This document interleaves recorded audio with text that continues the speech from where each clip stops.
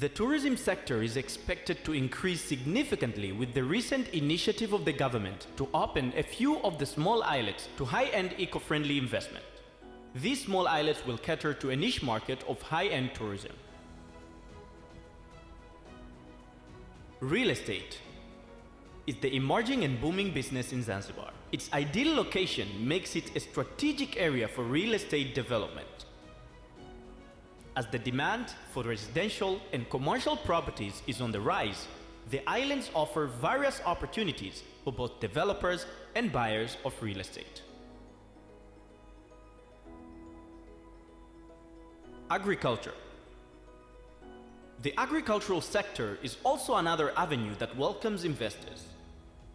Zanzibar is blessed with warm temperature climates all year round, which is conducive environment for crops, vegetables and fruits to be grown and processed, making Zanzibar an ideal location for agro-related industries. Zanzibar is also home to an exotic array of tropical fruits.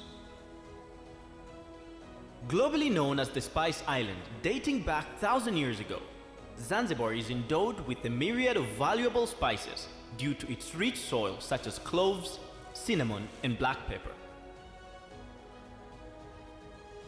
For centuries, Zanzibar has been exporting quality homegrown spices to the international market. This offers prospects for investors looking to delve into spice farming for exportation. Investment in Zanzibar is coordinated under the Zanzibar Investment Promotion Authority, ZIPA. Zanzibar Investment Promotion Authority, ZIPA, is your one-stop center for investment promotion and facilitation. It's also the first point of contact for investors who want to invest in our islands. We welcome all prospective investment partners, both domestic and foreign, who wish to invest in Zanzibar.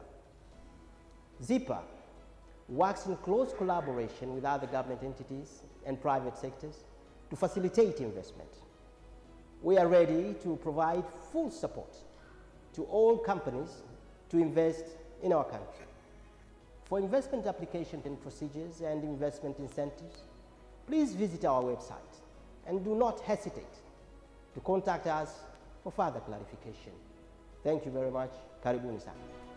ZIPA is also mandated to administer investment in free economic zones, whereby currently Zanzibar has 5 of them, which are also available for investment. Zanzibar Investment Promotion Authority is under the Ministry of State, President's Office, Labor, Economic Affairs and Investment. Zanzibar is endowed with numerous investment opportunities. We welcome prospective investors to take advantage of investing in various sectors such as tourism, agriculture, real estate, just to mention a few. With the numerous tax incentives and non-tax incentives that are available for both strategic and non-strategic investors to take advantage of these incentives for both Unguja and Pemba. On that note, I'd like to take this opportunity to welcome all of our prospective investors to get their application from our ZIPA office, where we'll be able to address your issues and provide the most diligent and efficient service to our investors. The 8th President of the Revolutionary Government of Zanzibar, His Excellency Dr. Hussein Ali Mwinyi, is the true believer of the Blue Economy agenda and the #1 investment promoter in Zanzibar. The Revolutionary Government of Zanzibar is now welcoming all prospective investors who wish to invest in Zanzibar. It is our expectation that the said investment opportunities, among others, will garner your attention. I assure you that Zanzibar is politically, socially, and economically stable, making it an ideal investment destination. My government is committed to continuing our role to provide a conducive and friendly environment for private investment and business opportunities. We are looking forward to hosting you and partnering with you to invest in Zanzibar now. Karibuni sana.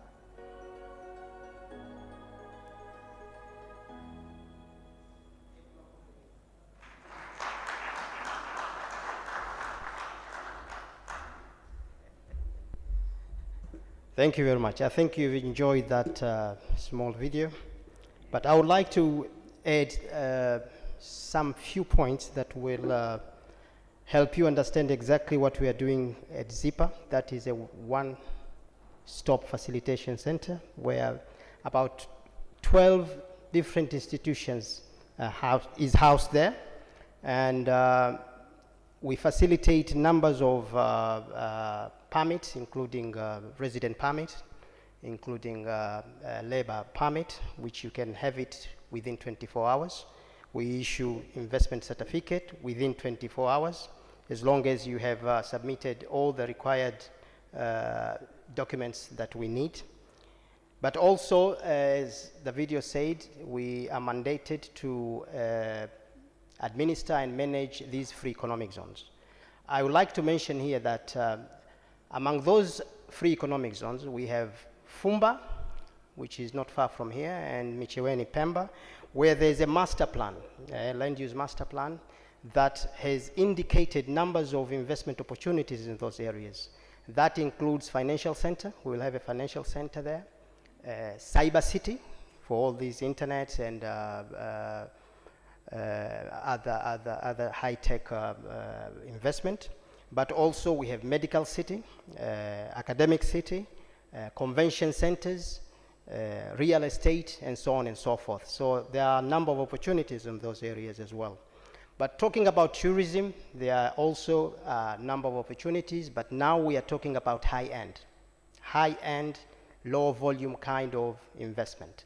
We have announced a number of small islands already, and we have currently under the engagement of another island called Dolani. We have just announced it, so anyone who is interested in those areas, the main point there is to make sure that we observe our biodiversity and environmental issues as well when you want to invest in those areas as well.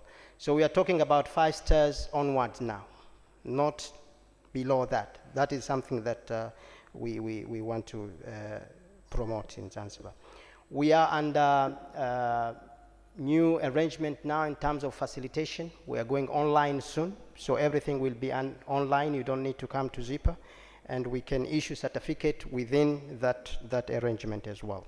So karibuni sana, and if there's any question, I'm here, my team is here, and as I said, I'm not feeling well, but this is work, we have to do it, and I'm here to facilitate that. Thank you for listening.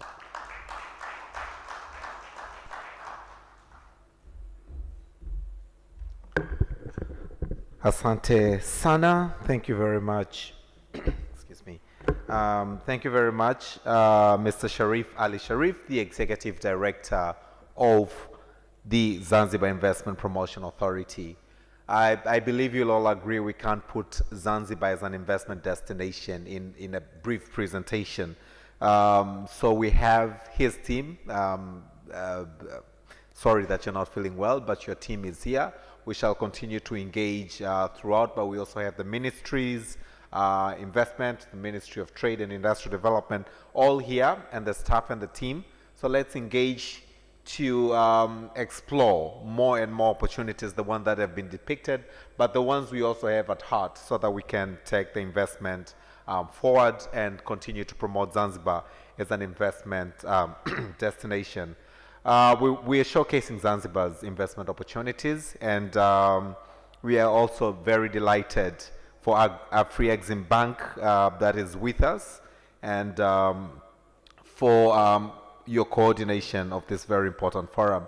I now have the pleasure to once again bring to the podium Dr. Gain Mo Zanamwe, the Head of Trade Facilitation and at the Intra-African Trade Bank, Afri-Exim, as he takes the stage to speak about Afri-Exim financing products and programs. Ladies and gentlemen, a big round of applause.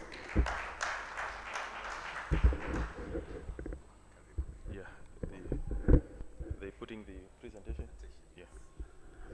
Okay, thank you very much, moderator. Whilst the presentation is being displayed, let me once again take this opportunity to thank you very much for coming to this important gathering.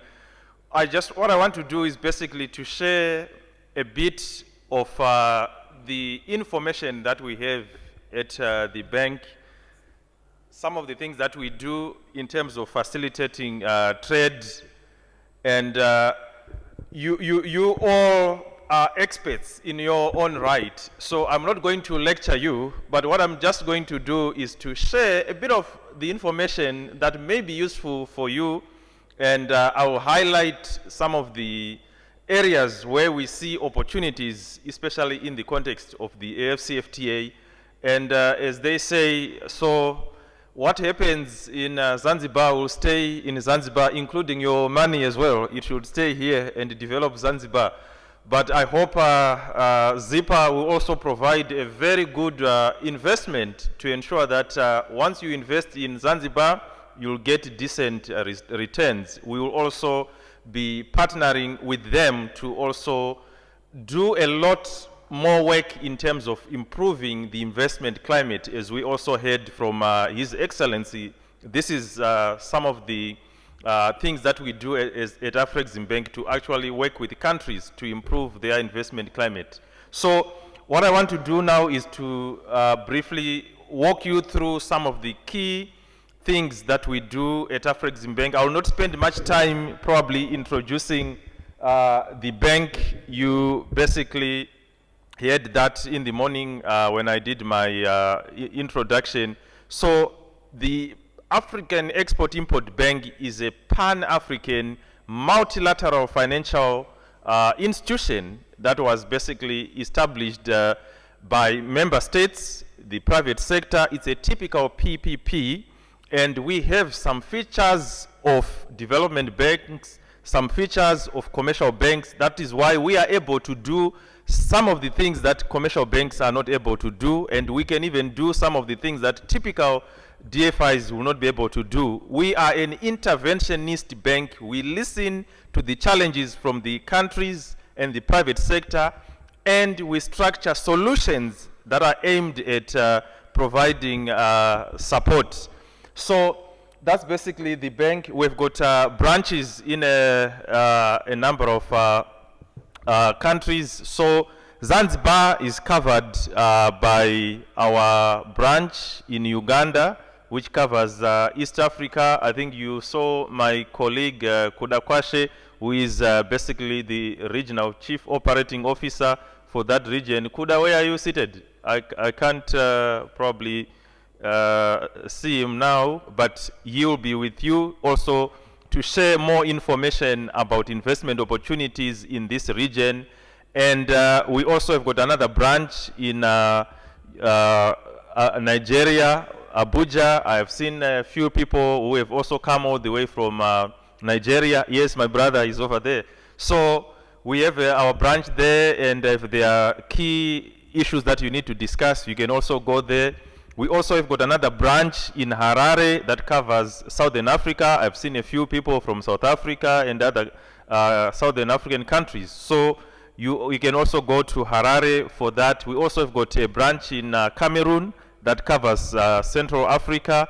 And then at the headquarters, we basically cover the entire continent, all the 55 countries, and 52 countries have now basically joined the bank, and we provide services to all of them. So that's by way of introduction. This basically shows you that at Afreximbank, we have always been focusing on promoting intra-African trade, and as our new strategy basically can highlight, which we adopted this year, it's basically focusing on extending the frontiers. We are continuing some of the things that we used to do in the past with a focus on intra-African trade and the implementation of the AFCFTA.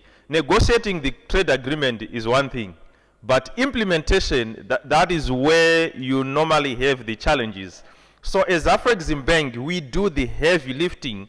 We have put in place a number of initiatives that I'll share with you that will help the governments, the private sector to be able to implement the agreement and ensure that you as the business people in the room, you get the benefits. We want the SMEs to get the benefits. We want the young people here in Zanzibar to actually benefit from the AfCFTA. We don't want it to be another agreement that sits in the drawer and gathers dust. That is why Afreximbank, we have maintained the position that if the AfCFTA fails, we would have failed. That is why we have been unrelenting in our support to the AfCFTA. We want to make it succeed, and it will succeed.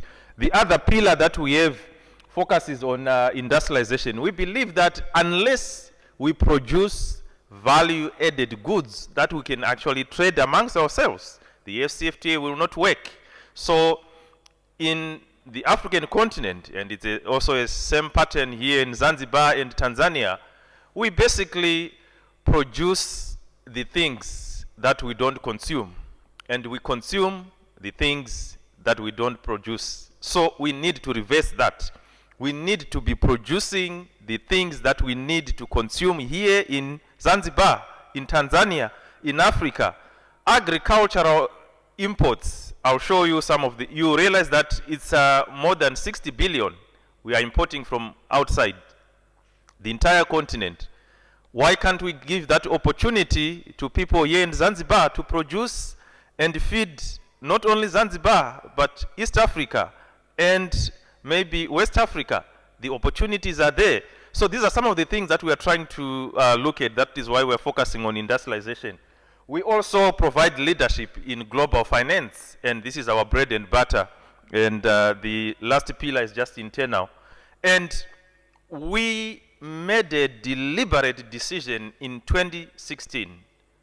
And I can tell you that very few banks in the continent were focusing on intra-African trade.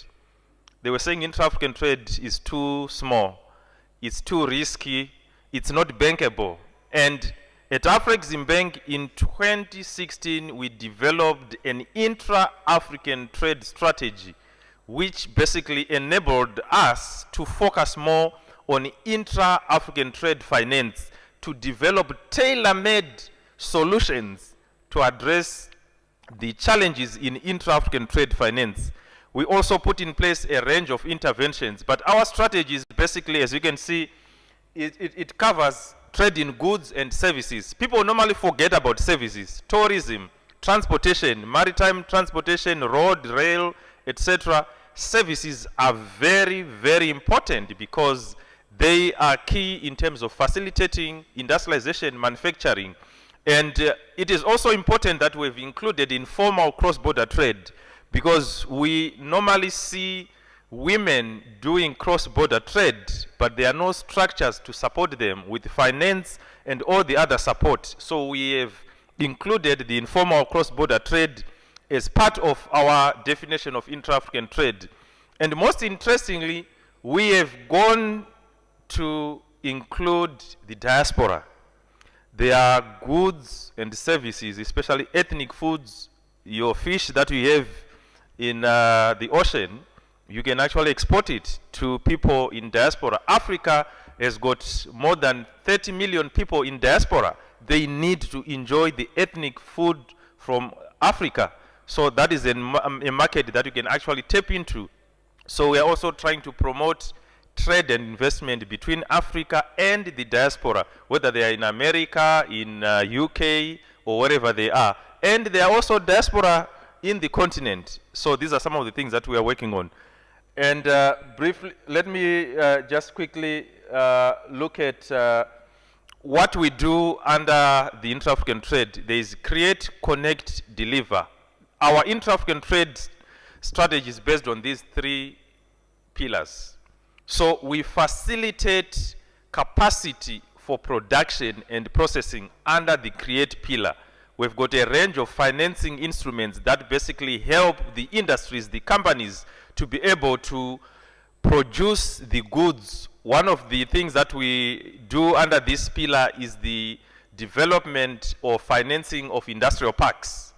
And we also have got our intra-African trade champions. One of them is Dangote, El Swidi, where we provide global credit lines to enable them to go and do their trade and investment and facilitate infrastructure development. So these are some of the products that fall under the create pillar. And the idea is to focus on value addition, manufacturing.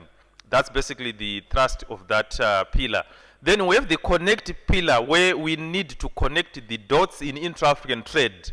We provide a range of support through the export trading companies. I'll talk about it later on. Then we also have got the Pan-African Payment and Settlement System.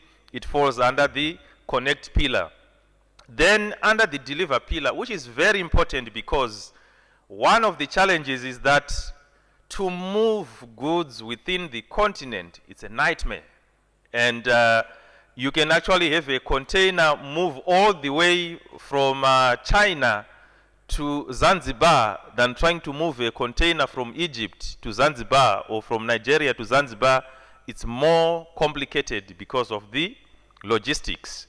So what we're trying to do under the deliver pillar is to facilitate efficient and cost-effective logistics systems to ensure that once you have produced goods here in Zanzibar, how do you move them in a cost-effective and cheap manner to the other markets within the continent or outside the continent? This is what is needed to make the AfCFTA work.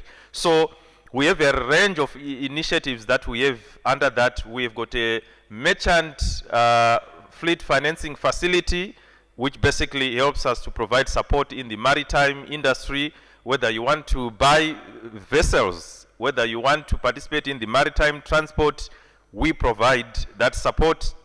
We also have the transit guarantee scheme that I'll talk about. Zanzibar, you are setting yourself to be a transshipment hub. We will basically provide support under that instrument. Then this is well known. Intra-African trade is very low, around 18%. Look at the other regions that have developed intra-regional trade. They have managed to actually transform their economies and create jobs for their people. I'm sure Zanzibar wants to do the same for its people, and the same applies to the whole East Africa and Africa. So we really need to focus more on growing intra-African trade. We have to learn how to trade with each other, and that begins with trust. And that trust is generated in the forums like these ones. And we hope that you'll be able to mingle and mix with the government, and the relevant people will be facilitating investment to generate that trust. Then this slide, you may not see it, but the key point that I'm trying to make here is that if we share trade and market information, if we share market intelligence, my colleague Lizen will be speaking about this later on, we can actually increase intra-African trade from 18% to 38% just by sharing information that Zanzibar, Tanzania, you have got cereals, you've got agricultural products, you've got precious minerals. You share that information with Egypt. Egypt will then try to explore opportunities for trading and investing in Zanzibar. So just by doing that, intra-African trade will jump to 38%. And this is what we are trying to do. And we also heard in the morning from the Honorable Minister that we are importing a lot. And I'll give you an example. With all due respect, we love Brazil and we love Sampa. And once in a while, we've been supporting them even in the World Cup that is going on. But I don't understand why they should send their beef all the way to Africa when in East Africa we can produce beef. In Niger, they can produce beef. When we were at the summit, the head of state told us that they've got a lot of cattle, and he was also wondering why are we getting beef worth about 6 billion from Brazil. Does it mean that we don't know how to slaughter cattle and get the beef? Or is there anything that we are missing? Are we not able to comply with standards? What is it? We also had a very peculiar situation whereby the leather was actually being produced in Zambia, going all the way to Europe. and the auto players in South Africa were following that leather now to Europe, import it from Europe, and then bring it back to South Africa. And if they don't go to Europe, sometimes they were taking it from India, and they were like, but we have leather in the continent.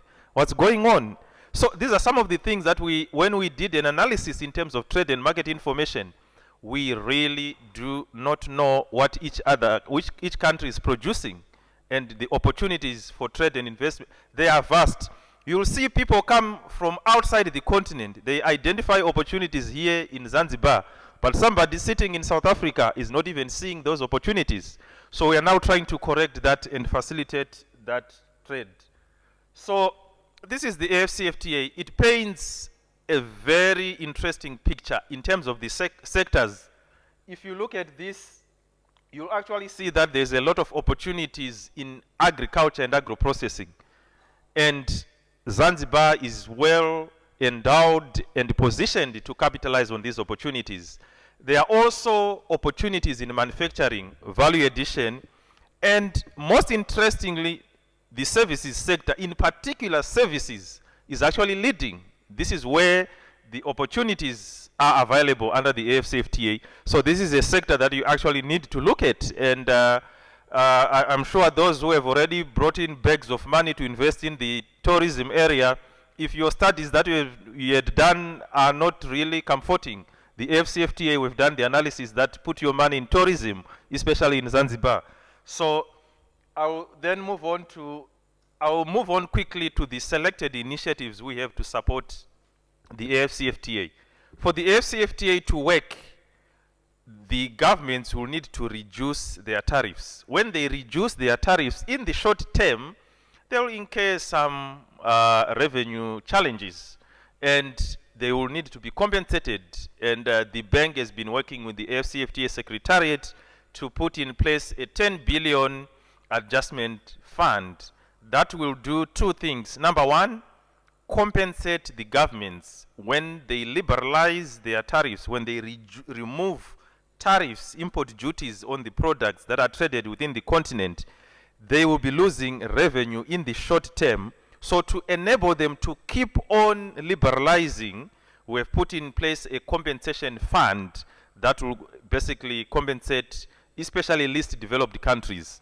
But most importantly, for you as business people, we have also set aside some funding for the credit fund and the general fund. This is money that is going to help you to actually import investment goods, to develop regional value chains, to do some manufacturing projects, and also to invest in infrastructure projects. So we are trying to ensure that you have the financing that you need to make the AFCFTA work. That is why we've come up with the 10 billion adjustment fund. We are now completing the establishment phase of this fund, and it should be operational by next year, and then we can engage with you to start applying for funding. This is basically some of the issues under the fund. I'll basically skip them. But I want to briefly talk about the Africa Trade Gateway. It is very important to note that for the AFCFTA to work, we need to start understanding the role and the importance of the digital economy, technology, the role of technology in making the AFCFTA work. At Afreximbank, we have embraced that by putting in place the Africa Trade Gateway, which is essentially a super platform that has got a number of platforms. And one of them is the Pan-African Payment and Settlement System that I talked about. But we also have our KYC platform, which we call Mansa, which is a large depository of all the KYC information. We are onboarding all the business people from the banks, the corporates, the SMEs, so that when you want to do KYC, it will be much easier using that platform. And my colleague Lizanne will also talk about what we are doing in terms of providing trade intelligence, market intelligence under the trade information platform, which we call TRADA, and the trade regulations. These are some of the digital instrument that we are going to use to facilitate intra-African trade. We also have the Africa Trade Exchange that I talked about in the morning, and this is basically an ecosystem that will allow you to actually trade and invest in the continent in a seamless manner. We are trying to reduce transaction costs. So what happens is that you can actually go either on the Trader Intelligence or on the Africa Trade Exchange. You are here in Zanzibar, you want to sell your fish, you want to market your tourism. You go there, you put your service or your product, and then you look for a buyer, you look for somebody who is interested in your services, and they will go to that market platform, whether it's Trader Intelligence or Atex, and you'll be able to identify them. If you want to know who they are, you can actually KYC them using our Mansa platform. You get more information on who they are. You start building the trust that is needed. Then, when the deal has been done, you want now to trade.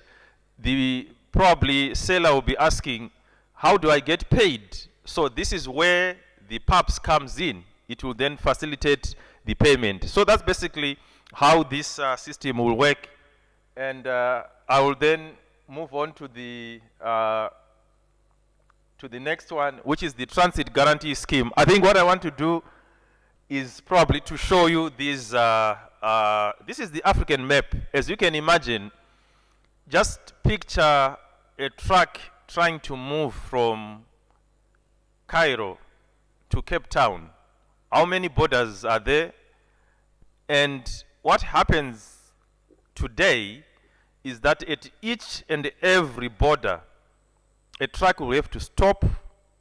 You pay transit bonds or transit guarantees that will assure the transit country that your truck will not get lost in their country. It will proceed from Cape Town to Cairo.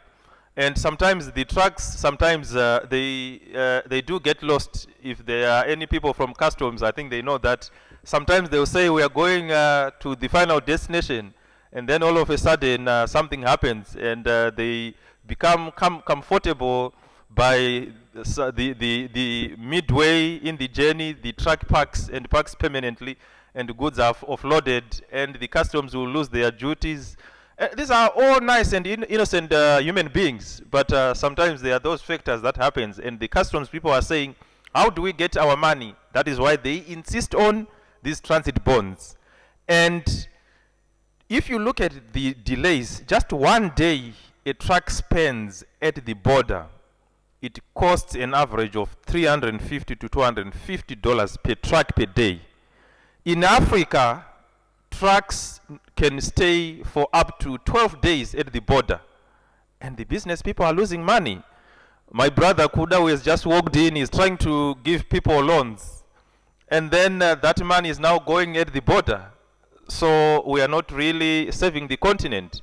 So we are now trying to correct that by implementing a technology-enabled transit bond, which will allow a truck to move all the way from Cape Town to Cairo, from Dar to probably the other side, and or Mombasa, just with a single transit bond. You can actually do Dar es Salaam to Senegal, just with a single transit bond, and we will, on an average, cut the cost to about 300 million per year by implementing this transit bond solution. So these are some of the things that we have to support the AFCFTA. And I will try to probably look at, yeah, this is a big one, infrastructure. We have all heard about infrastructure. The study by the United Nations Economic Commission for Africa shows that there are a lot of opportunities to invest in infrastructure, all modes, air, from road, rail, and even maritime transportation. You can look at the numbers there. For the AFCFTA to work, for example, we'll need about 2 million trucks. And it will be even much better if we can get those trucks also manufactured in the continent. That will be creating opportunities. So these are some of the challenges we are trying to solve: infrastructure, and also the border challenges that I talked about. The other issue that I want to highlight probably deals with sharing information on how to export under the AFCFTA. We have partnered with the International Trade Center in Geneva to run trainings on how to export. There are complicated rules of origin. What are rules of origin? How do you basically understand the tariffs? The Honorable Minister in the morning talked about the electronic tariff book. These are some of the complicated things that we try to break down. Then the other issues, I will not go much into detail, but there is the standards that we are dealing with. I think the moderator is going to give me 5 more minutes. Thank you very much. So we have got standards, quality infrastructure, and this is basically to help the producers of agricultural products or manufactured products to ensure that the products you produce, they meet the quality requirements. So we are building what we call testing, inspection, and certification centers. We have done one in Nigeria, in Ogun State, and we are looking at doing another one here in Tanzania, which will also probably provide services to Zanzibar, and the list is endless. Then industrial parks, we've talked about those industrial parks that we are doing here in Zanzibar. We will follow up, and this is one of the issues that was also highlighted by His Excellency the Vice President. So we'll make sure that those industrial parks are followed through and implemented, and create the right environment for manufacturing. The automotive strategy, that's another initiative that we talked about, that we are implementing. And we also have got harmonization of standards, which is very important. You need to harmonize standards. If you harmonize standards with one certificate, you'll cover all the 55 countries, instead of now being asked to produce the sanitary and phytosanitary certificate everywhere. You just have one certificate with harmonized standards. We've now harmonized standards in the automotive industry, medical and pharmaceutical sector, and we are getting into textiles. So we've done more than 300 standards already. Then this is the big one. I talked about it, the trade fair. I would like to see everybody who is seated in this room in Abidjan next year. So if you are not there, we will then start deducting some of your money you are going to invest today as a penalty. So I would like to see all of you at the Intra-African Trade Fair. This is where you have even bigger opportunities, and it's an opportunity for you to interact with other countries, other business people, and it will be also an opportunity to share market intelligence that we've been talking about. So that's basically the trade fair, and the export trading companies. I would like to probably conclude with this one, and then the other bit I'll leave you with the slides that you can actually look at. But the export trading company is very interesting, especially for Tanzania and Zanzibar. This is where you aggregate products that are produced by smallholder farmers, by SMEs, and even large corporates. You may be a big corporate, but if you don't have the intelligence in terms of where to sell your products, you need to work with export trading companies that we are now facilitating. The bank is providing finance for those entities that want to establish export trading companies. You can basically get this. So we've got other initiatives on creatives, which includes fashion, arts, culture, etc. We've got a 1 billion facility.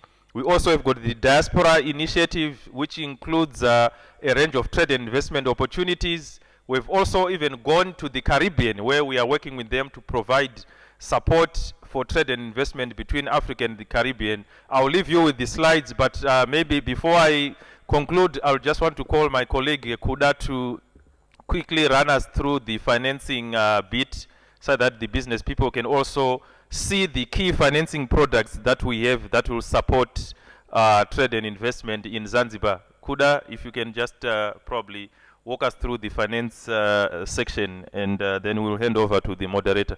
Thank you. This is the click. You can switch to the finance.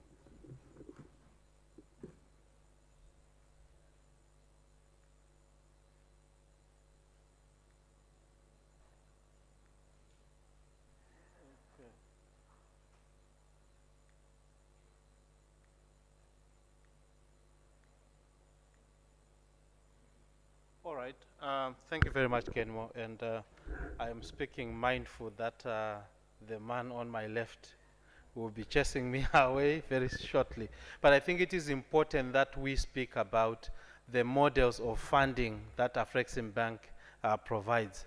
On the screen, I think we have got what we call global facility. So if you were a client of Afreximbank, or you are an investor who wants to take advantage of investing in different African countries, sizable, and you want to do projects in different African countries, we can provide what we call a global facility. A few of our African investors are already beneficiaries of these global facilities, which says we can give you X amount as you go to Rwanda or to build up a factory in country X, and another facility when you go into another different African country. So such global facilities enable what we call the intra-champs, which is the Afreximbank intra-Africa trade champions. We already have them identified, and I can mention for a fact, it's public information, entities like El Suidi of Egypt, Dangote of Nigeria, are what we define as intra-champs because they have the interest in investing on the African continent, and we do carry them along for these investments in different African countries, and they've benefited from some facilities that we have provided. Don't be intimidated by the names, but you can, because of your focus on the African continent, become one of those entities that can be supported by Afreximbank to invest in the African continent. We also provide intra-African investment finance, similar to what I've said, but it's a foreign direct investment or African direct investment that supports setting up of or expansion of business by an entity from one African country to the other. The other one is contracting related guarantees. So we can offer guarantees for you to be able to undertake contracts in another African country. So we may want to hear from yourselves on that. Then export contracting availability guarantee, where we enable African companies to secure long-term export contracts with bank financing. This guarantee will cover them in terms of risks associated with situations where the contract against which financing has been provided becomes unavailable. So we need to understand and analyze each individual contract and circumstances under which it may become unavailable to your prejudice, and then issue a facility for that. The guarantee that we can support African governments on their commitments to project providers, and also those listed fleet financing. But let me pick the project preparation facility. Most ideas require funding to convert to feasibility or to bankability. We can provide where a promoter was supposed to give equity, meaning their own money. We can give a small loan which can then open up for feasibilities to be undertaken until you have a bankable project. That bankable project then can be financed, and the first amount that you draw against the loan for implementation should repay the project preparation facility. I hope I'm speaking here because we know that most projects fail because the promoters cannot engage a consultant to generate a feasibility study. So the idea dies before it can even be made to become fruitful. So we provide funding for project preparation. Okay, these are the other projects that or funding facilities that we provide: franchising facility, contract and toll manufacturing. So you can use existing infrastructure or manufacturing capacity provided by somebody else. You tow, you manufacture using that, and then you repay your loan from the proceeds of the sales. Then contract agriculture, you may lease land from somebody against a contract, such that when you sell the goods, then you can repay the pre-export finance that you drew from a financier. We set up an entity called the Fund for Export Development. It's a subsidiary of Afreximbank. As a lender, you are limited to what you can take up as equity, because you can't invest in a company that is borrowing money from you. So we set up a completely different entity called Fund for Export Development in Africa. That fund is based in Kigali. It's Africa-wide. So what it does is that it invests equity in identified projects. So if you know you've got a business operating that requires equity, we can facilitate that. You have conversations with FEDA.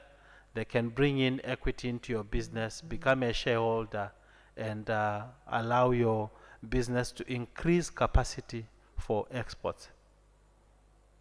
So that's about FEDA. So that's the rationale for FEDA, which you can analyze, but we think it makes sense. Some businesses have reached that level that they need scale brought by equity, by the promoters, and FEDA can be used for that. Okay. So they've given you the criteria for investment, and you can look at that. So they can own, they have to have an exit mechanism, and should you be interested in what FEDA provides, please let me know, and I will make the right introductions to my colleagues out in Kigali. Asante sana.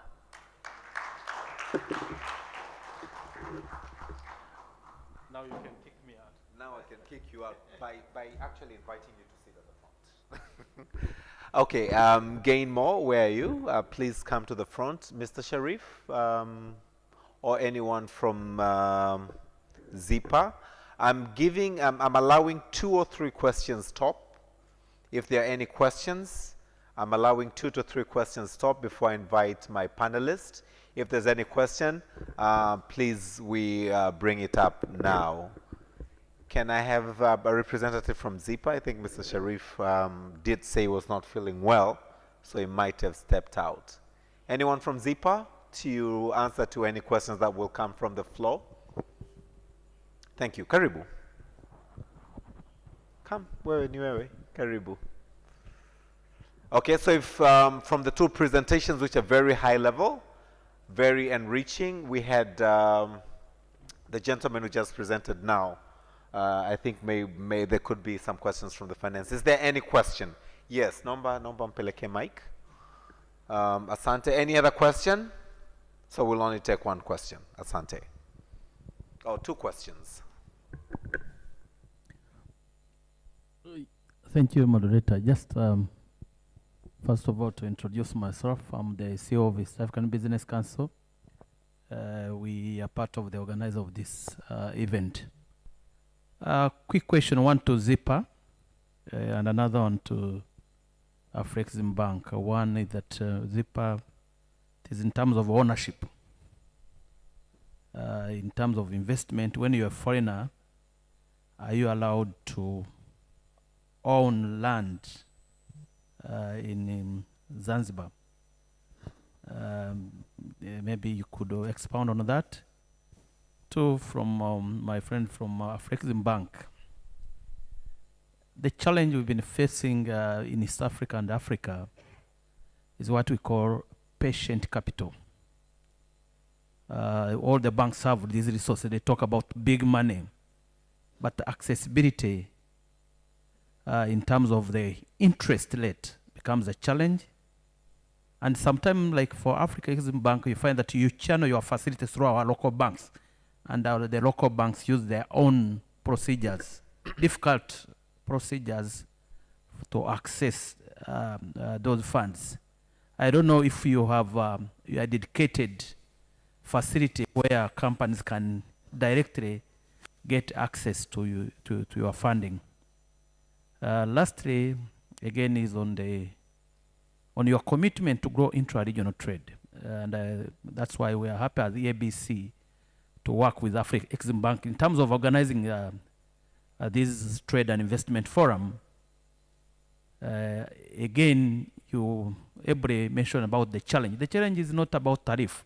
You've created that adjustment facility in terms of tariff revenue, but our government had looked more on tariff. But the biggest gain from the CFTA or from the bank is your ability to remove non-tariff barriers at the border. Again, based on the World Bank study, the biggest gain is not only on tariff reduction. The biggest gain, to the tune of $300 billion US dollars, is making CFTA a borderless environment, dismantling all the border procedures. And again, when you look at our borders, most of the borders, again, they are sources of government revenues. So what are you doing in terms of trade facilitation? Are you creating a facility to ensure that you give comfort to our government that they need to dismantle those borders and allow trade to flow?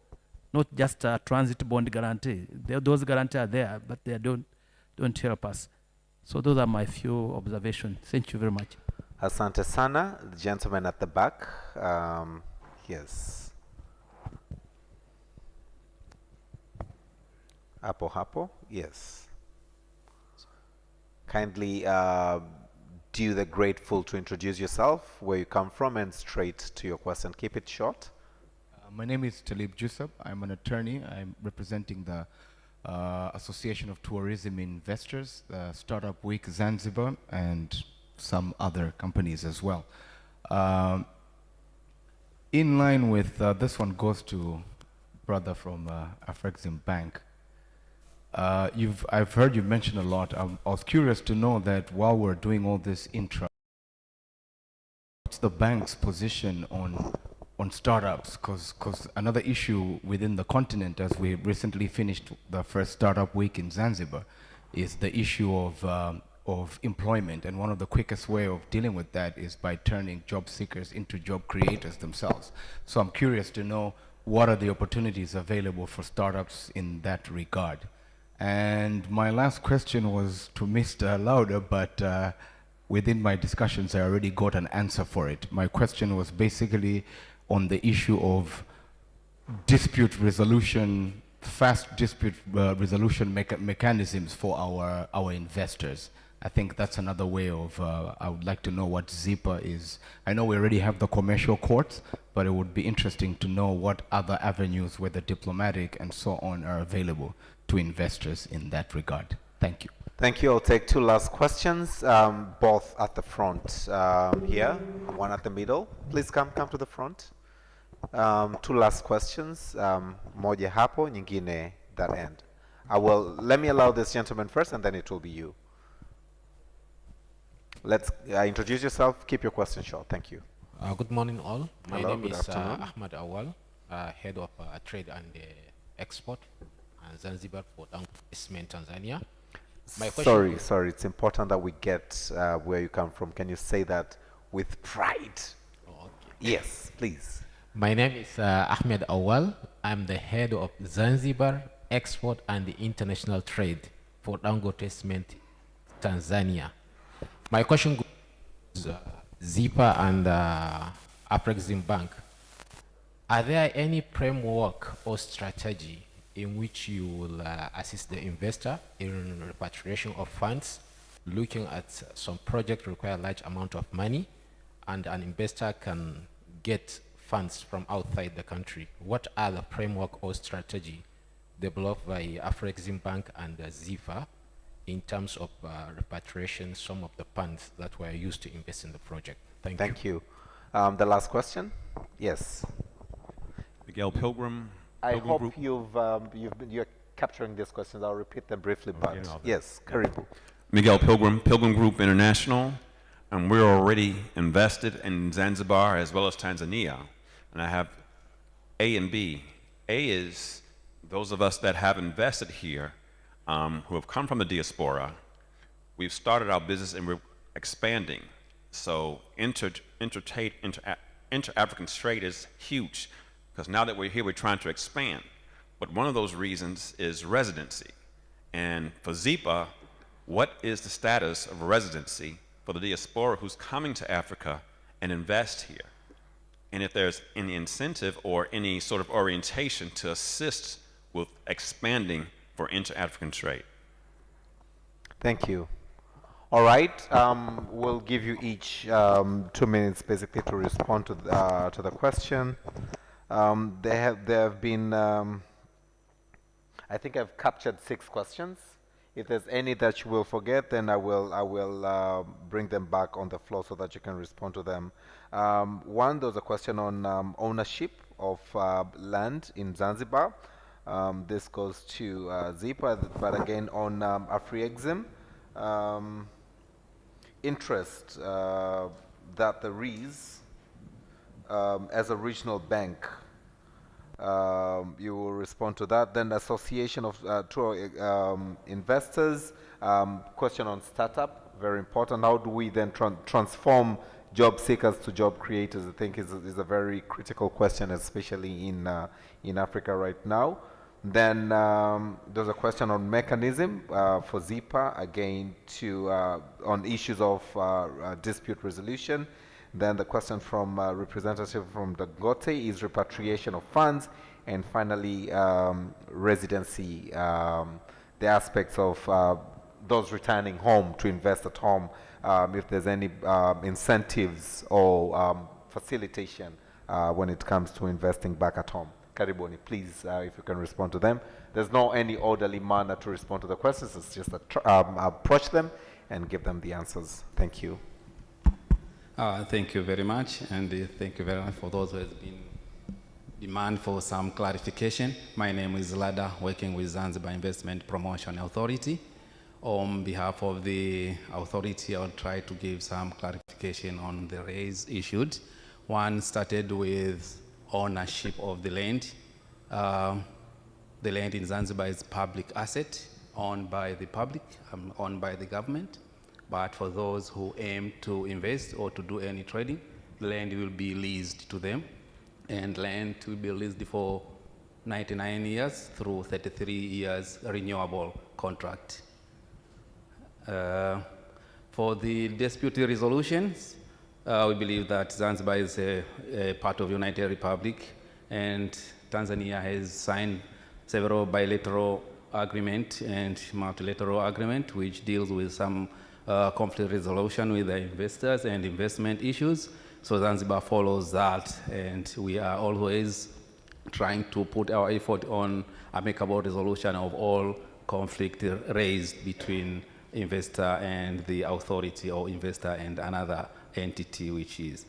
For the issue of diasporas and residence permit, ZIPA working very close with the diaspora unit, and will make good follow-up on the effort now done to create a specific status for diaspora, and ZIPA will work together with that and ensure that whatever has been given is priority or is specific treatment for diaspora.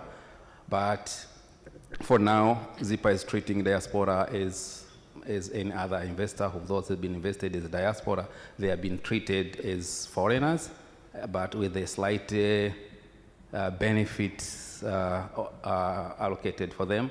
But we are working together with the Department of Diaspora and the effort which has been put by the government that to recognize diaspora as special, to give them special treatment for that.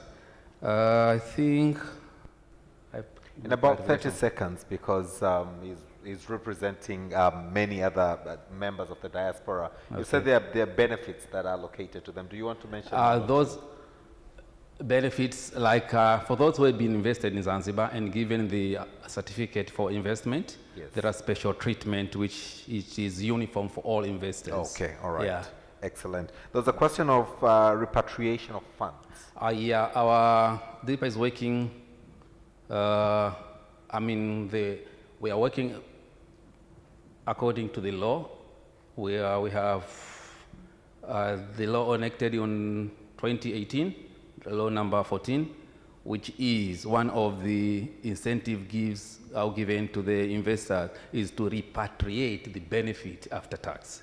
So that movement, that facilitation is offered, but according to the law and the regulation, the repatriation of the benefit will be done after tax. Thank you. Okay, so it's doable, but only after taxes. Afri-Exim. Okay, thank you. Thank you very much. Those were very good questions, and all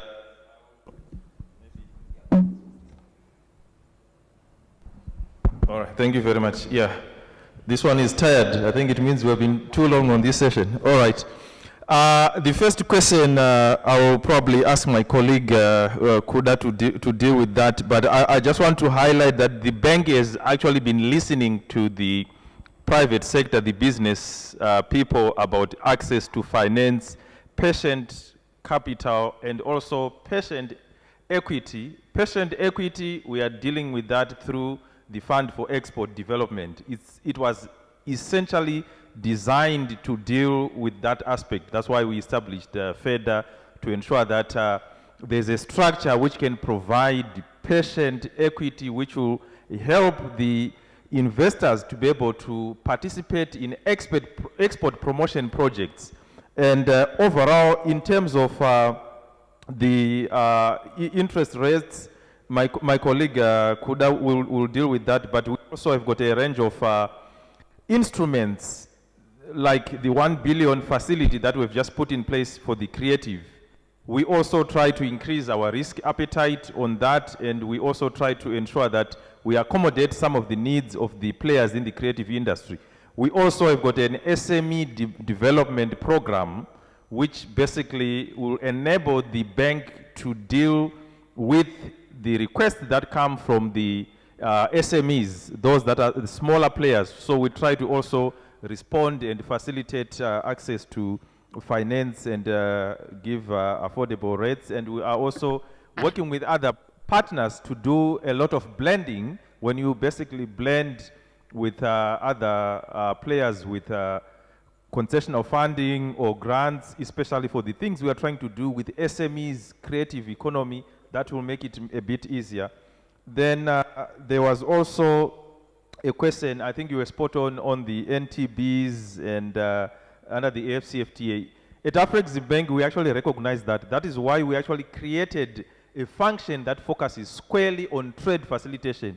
We know that tariff is not the major challenge, but the non-tariff barriers, the border issues that we've been talking about, infrastructure, logistics, the customs issues, that's where you've got a lot of bottlenecks. The bank is actually implementing a big program to try and remove some of those bottlenecks using digital. We are also going to be developing an e-logistics platform. We are going to be working with the SFTA to do an electronic single window at the continental level that will allow basically the movement of goods in a seamless manner, in addition to the transit bond that we have. We've just developed our strategy on border infrastructure.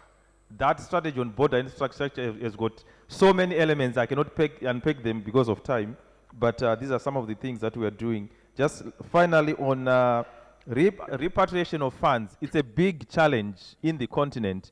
I've actually seen some investments not taking place because they say if you go to country X, you basically put your money, you can't get it out.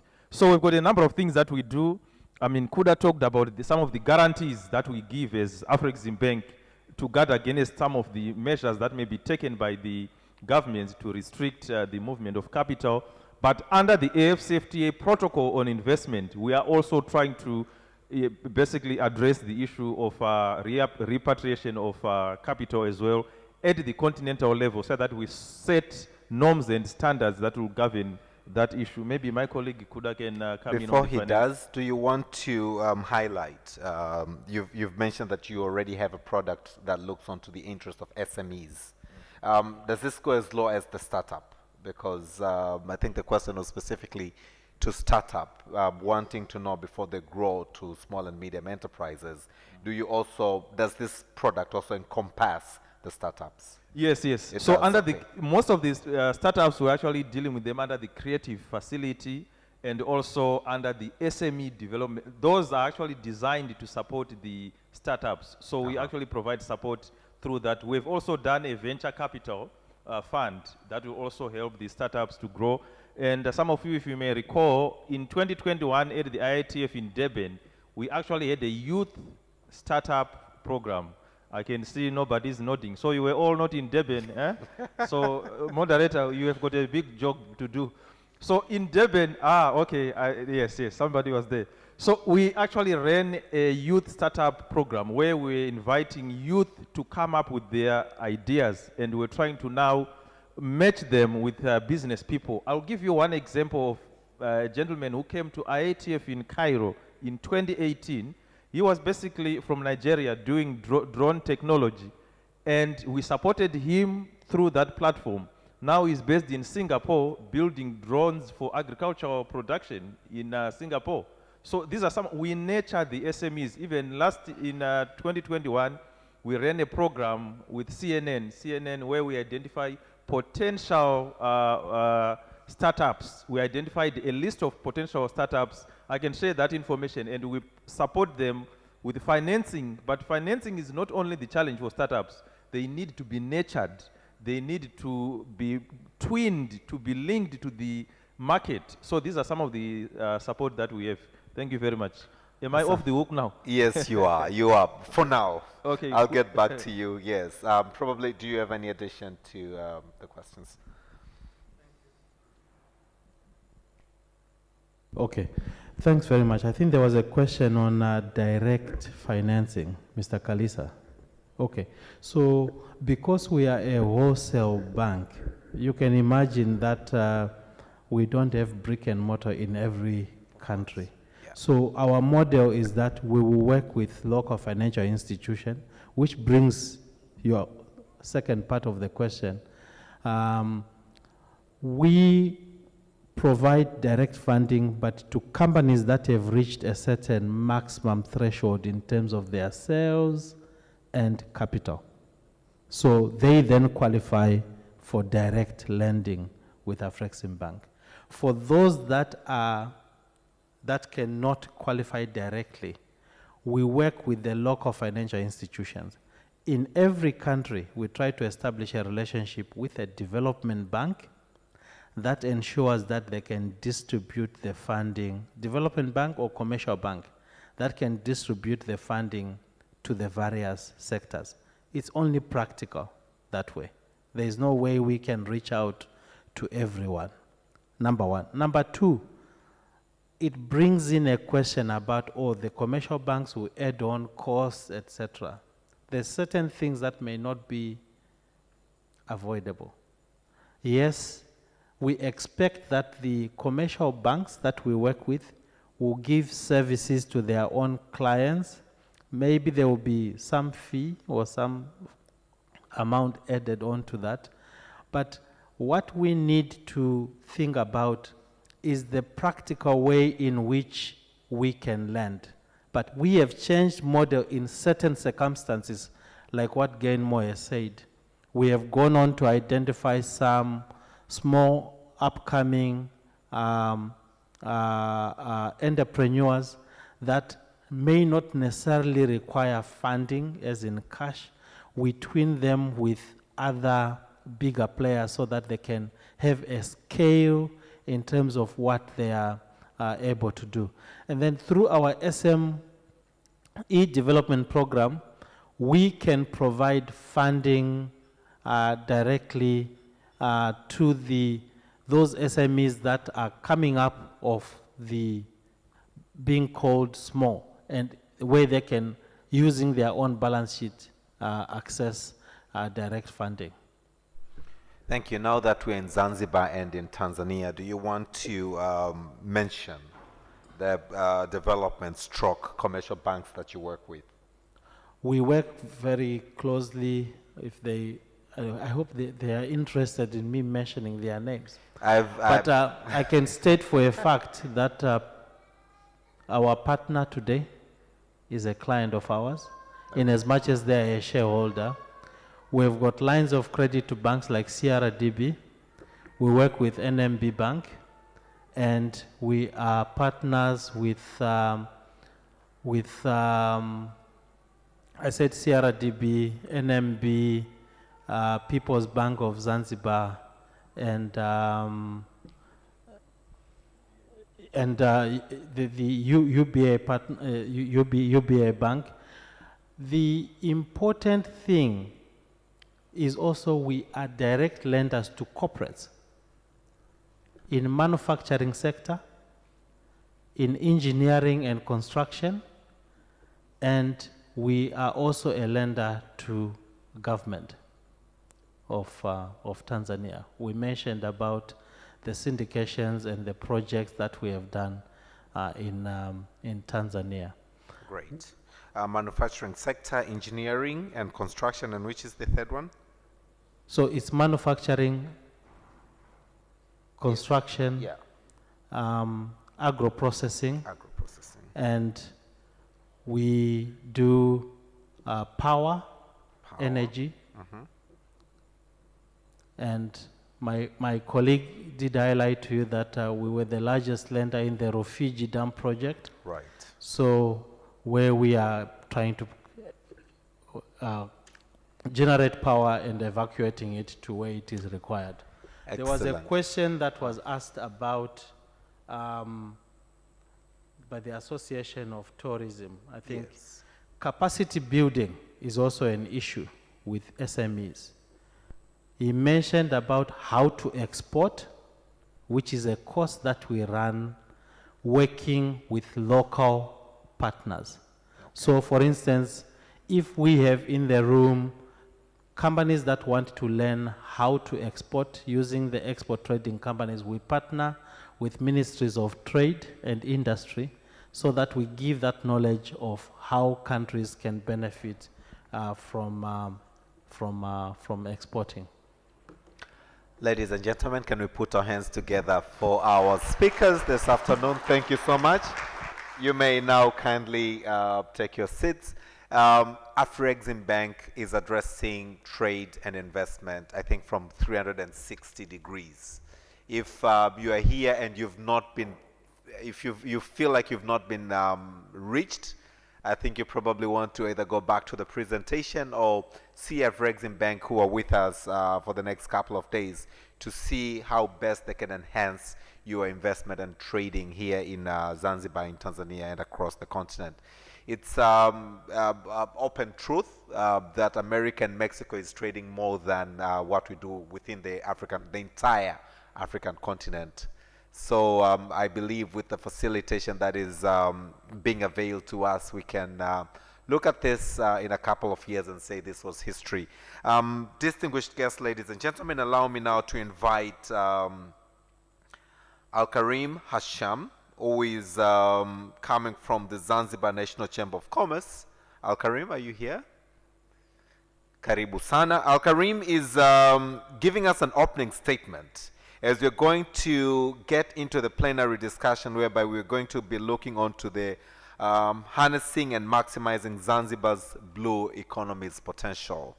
So to give us the opening statement, let's put our hands together for Al-Karim Hasham from ZNCC. Karibu sana.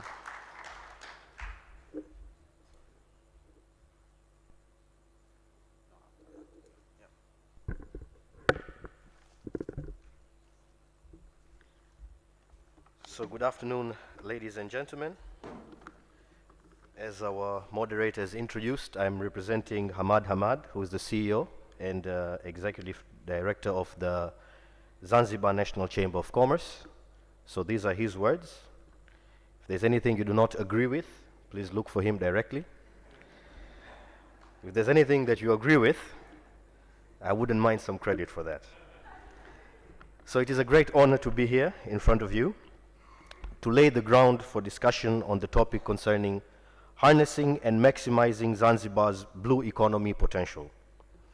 But before doing that, I would like to take this opportunity to thank and appreciate the partnership of Afri-Exim Bank, the East African Business Council, the Zanzibar Investment Promotion Authority, and obviously the Zanzibar National Chamber of Commerce for making this day a reality. So thanks to you all. Now, the history of Zanzibar's economy post-independence was initially driven by agriculture, and especially the export of cloves and other spices.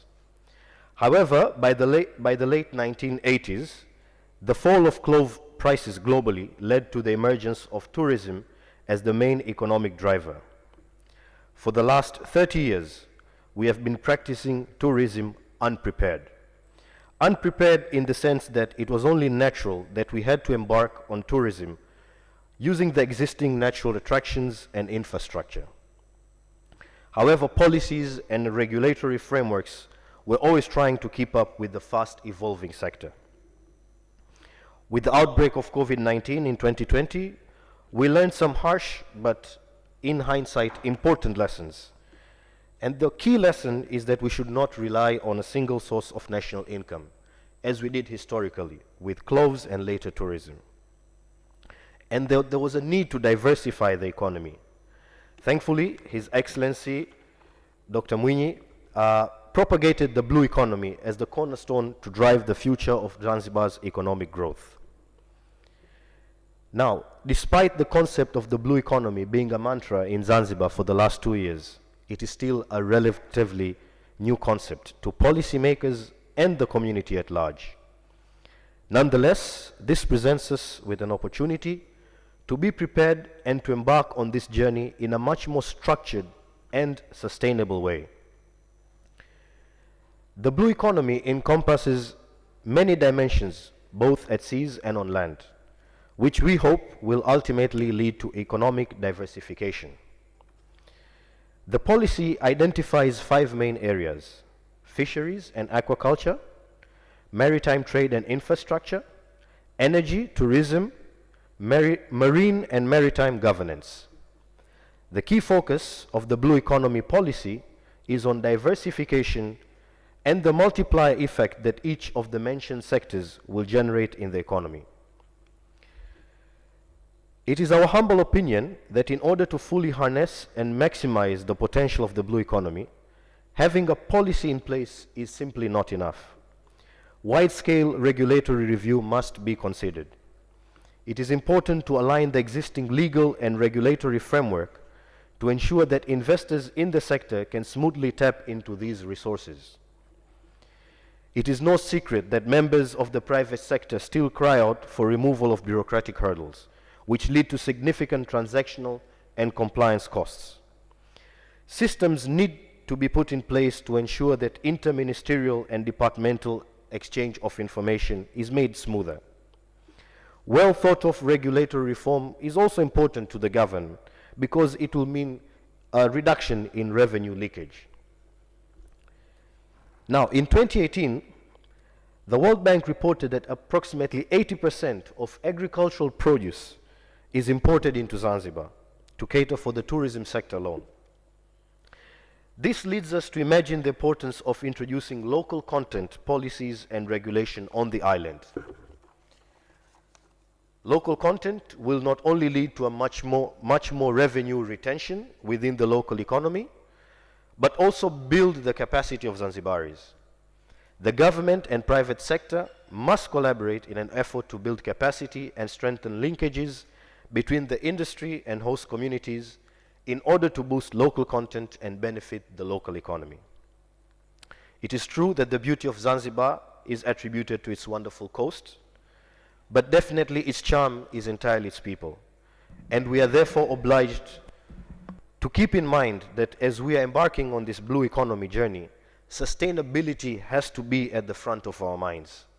Whilst we strive for economic diversification, we should also embrace that we are custodians for future generations. And at this juncture, I would like to welcome our expert panelists to deep dive into harnessing and maximizing Zanzibar's blue economy potential. Asanteni sana.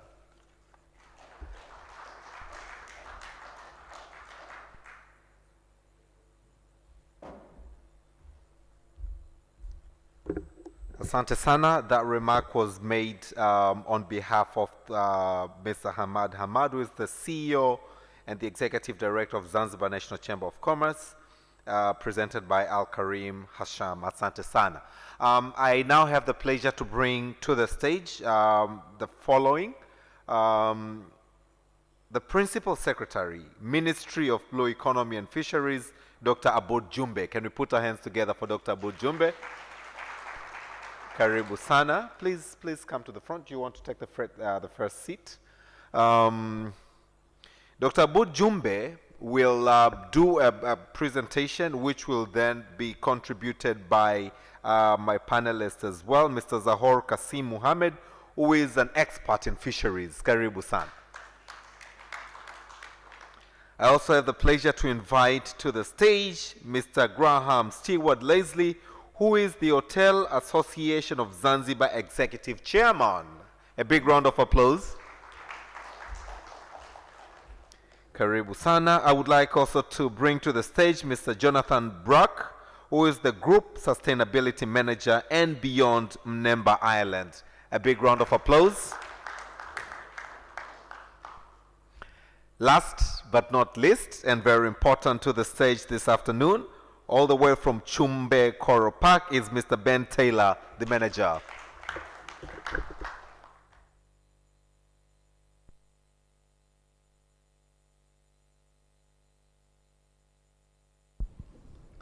Karibu, Ben. We're going to dissect the blue economy, and this will be kick-started by a presentation I understand the Principal Secretary will be making. Can I have the pointer? And after the presentation, then my panelists will point that direction. Yes, my panelists will be chipping in onto that. We'll give each one a minute or two to speak about what you do, and then we'll follow up question and answers. And then I will invite my dear delegates, if you'll have any lead-up questions to that. Karibu PS. Thank you very much. Technology? Anyone? Okay, we're on.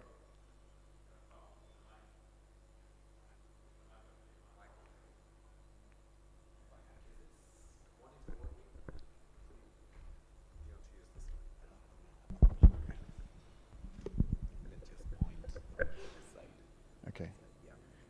Is it working? Is the monitor, is the pointer working?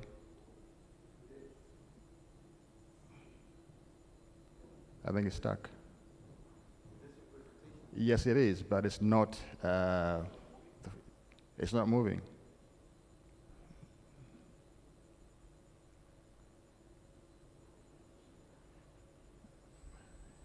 I need help, please, with the pointer.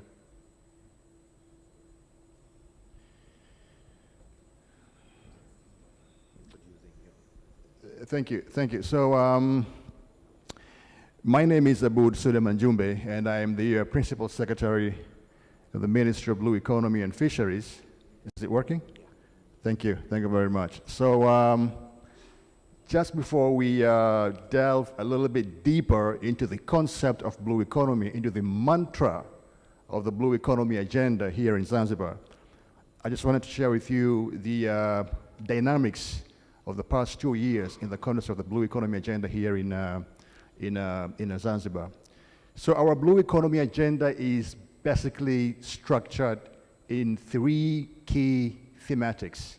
Thematic number 1, it is about empowerment.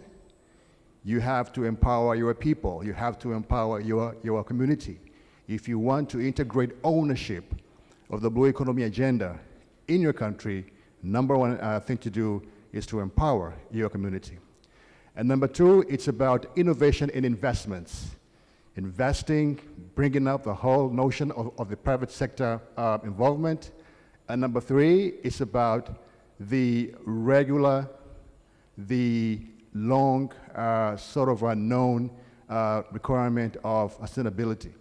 So empowerment, investments, sustainability are the 3 key thematics that define blue economy agenda here in Zanzibar and basically in many countries. Now, for Zanzibar, the concept of the blue economy agenda is about provision of social and economic benefits.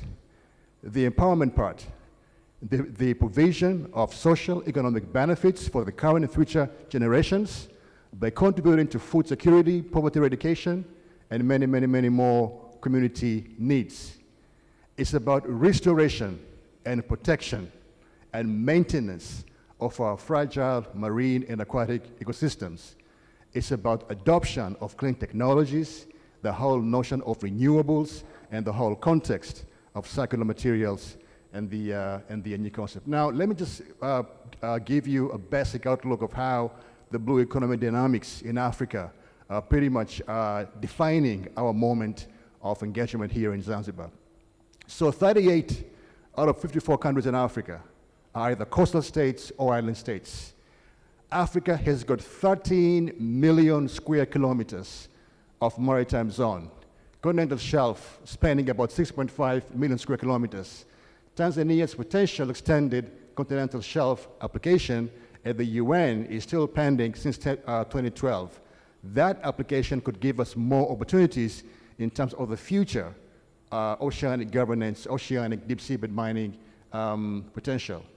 The lake regions, the port throughput in Africa is expected to reach more than 2 billion tons by the year 2040. This is the potential blue economy profile for Africa.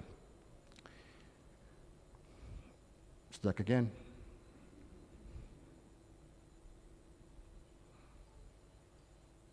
Yes, so I'll give you an example of the African fisheries and aquaculture economy.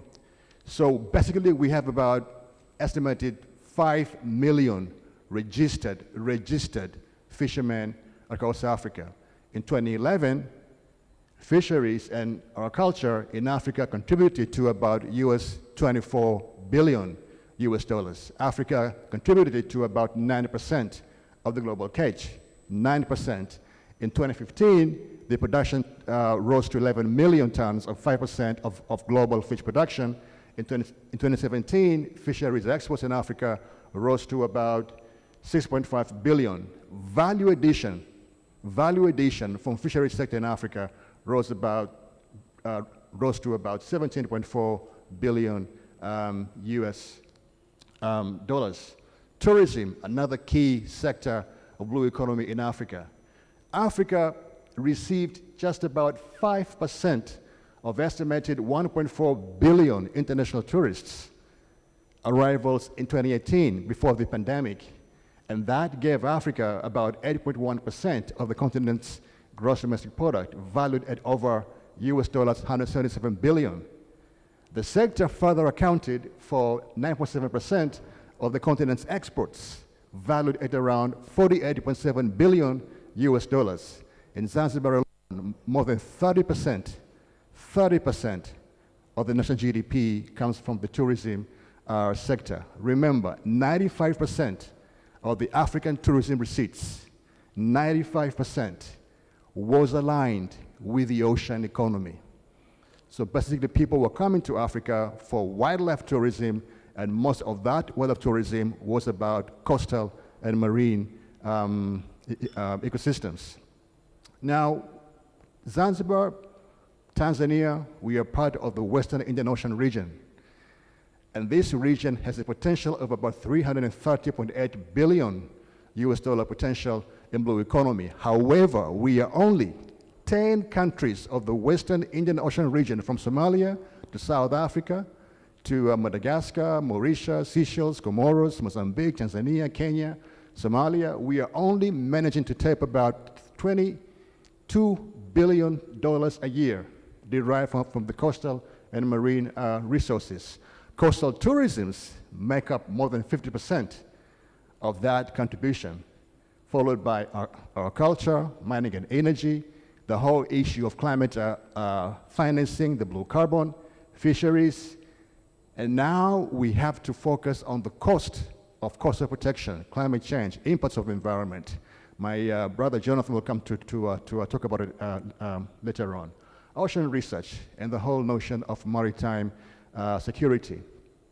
We have the vision. The vision is the one that guides the whole notion or story of blue economy agenda in Zanzibar. With the vision, we have the Zanzibar Development Plan. And that plan says that blue economy for Zanzibar to contribute to about 60% of the total GDP by the end of the year 2025. 60% of total jobs in Zanzibar to be generated from blue economy by then. Tourist arrival in Zanzibar to reach a target of 800,000 a year by 2025. Fisheries and aquaculture to rise from the current 4.9% to 10% of the GDP by 2025. These are the targets of the Zanzibar Development Plan, which ascribes to Zanzibar Vision 2050. Port container terminal capacity.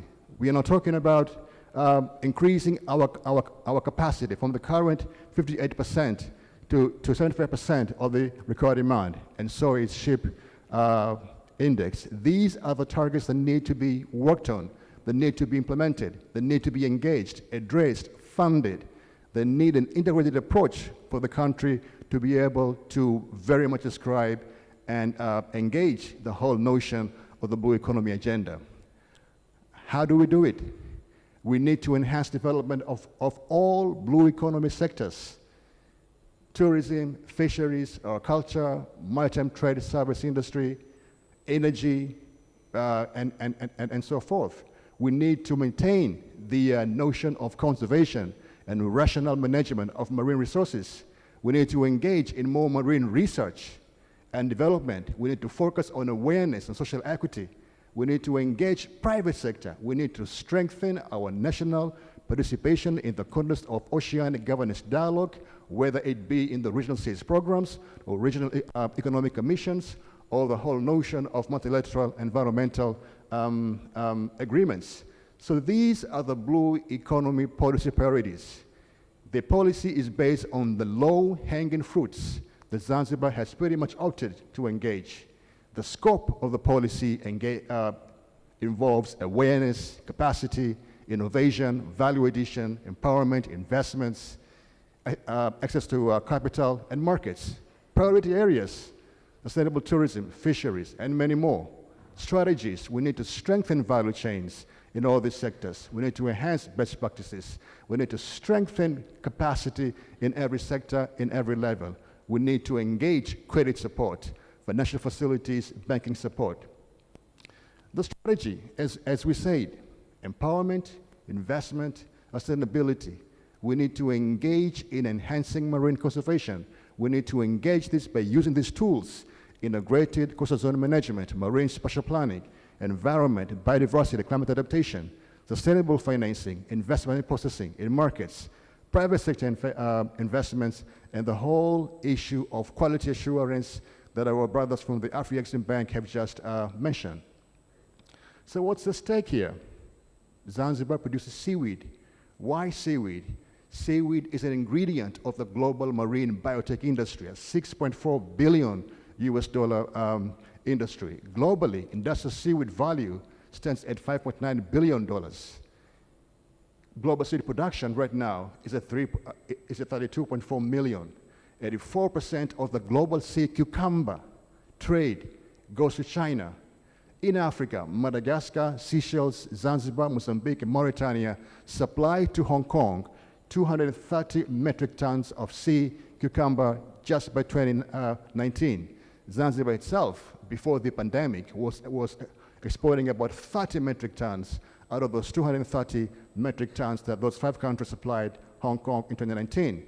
Global mud crab trade now standing towards 3.7 million metric tons by 2026. These are the key ingredients of Zanzibar's low-hanging fruits in terms of the blue economy sectors. Fisheries, these are the achievements. Before President Mwinyi came to power, fisheries catch in Zanzibar was below 34,000 metric tons. 1 year on, 2021, Zanzibar had already produced about 47,000, 47, not 41, I made a mistake, 47,000 metric tons of fisheries valued at 236 billion shillings.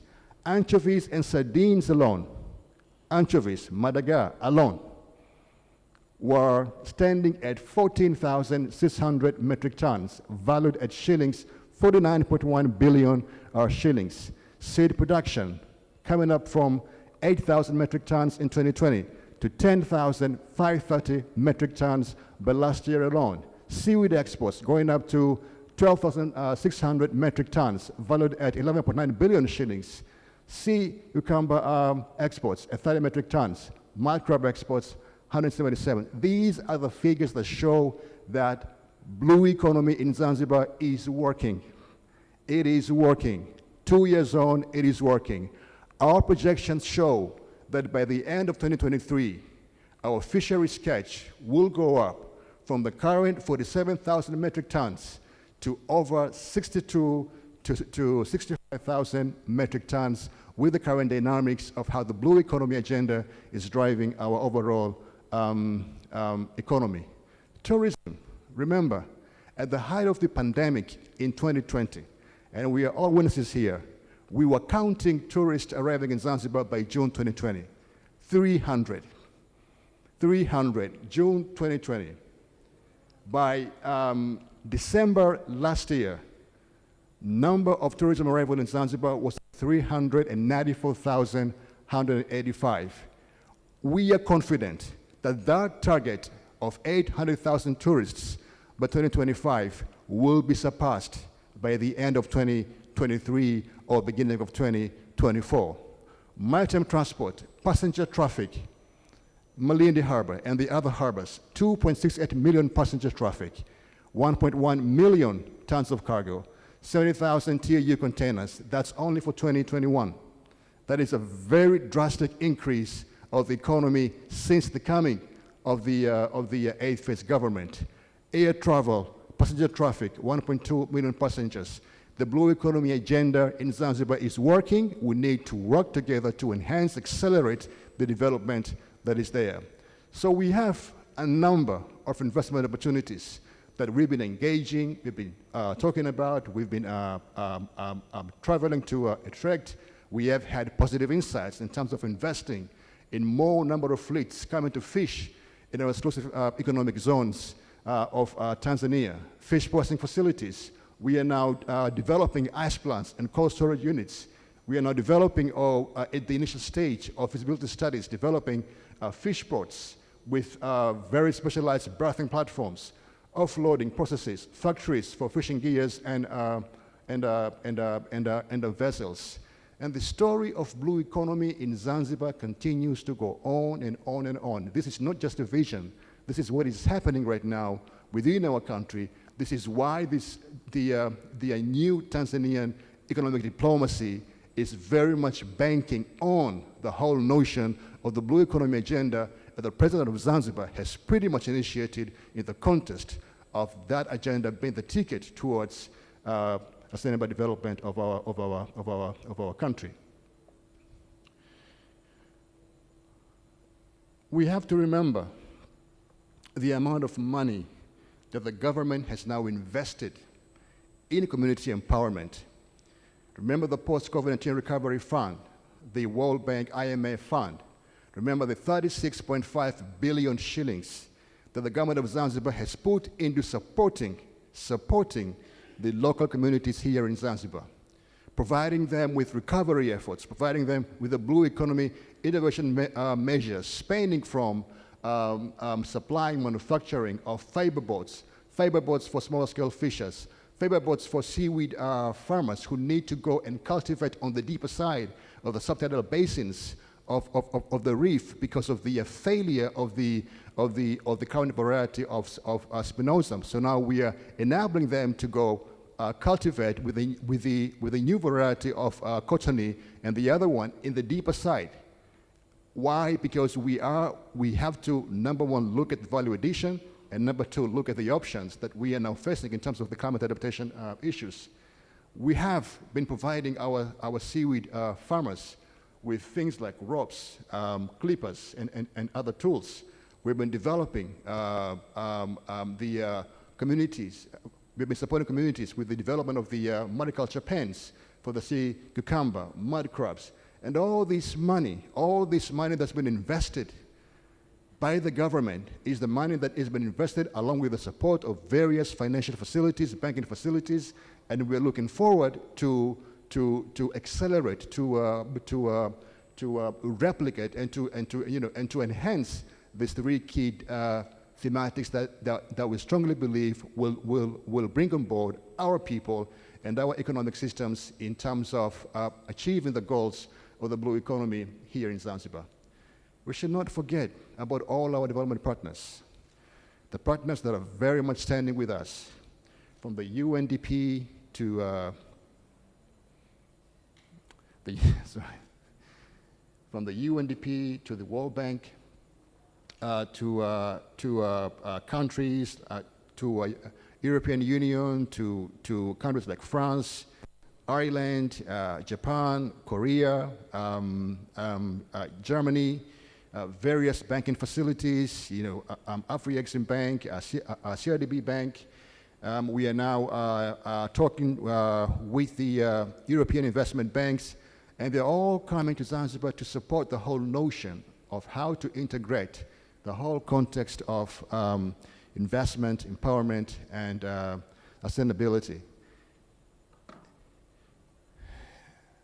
I won't take much time, but there are a couple of more slides to show. But I just wanted to talk about the challenges that countries like Zanzibar, like Tanzania, have in terms of securing financial access or financial support.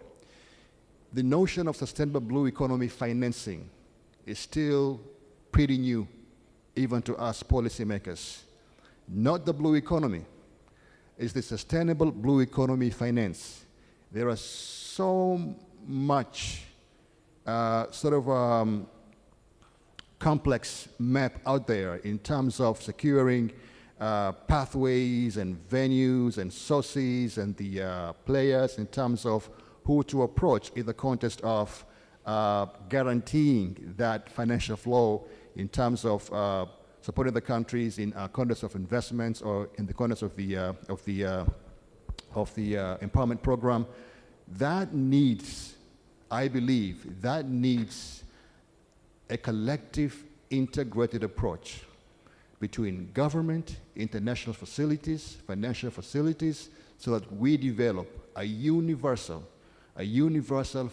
blue economy financial mechanism that will be uniform, that will be harmonized, that will be applied to, or that will be providing access to every entity, every country, every community, every user who will have the need to approach such financial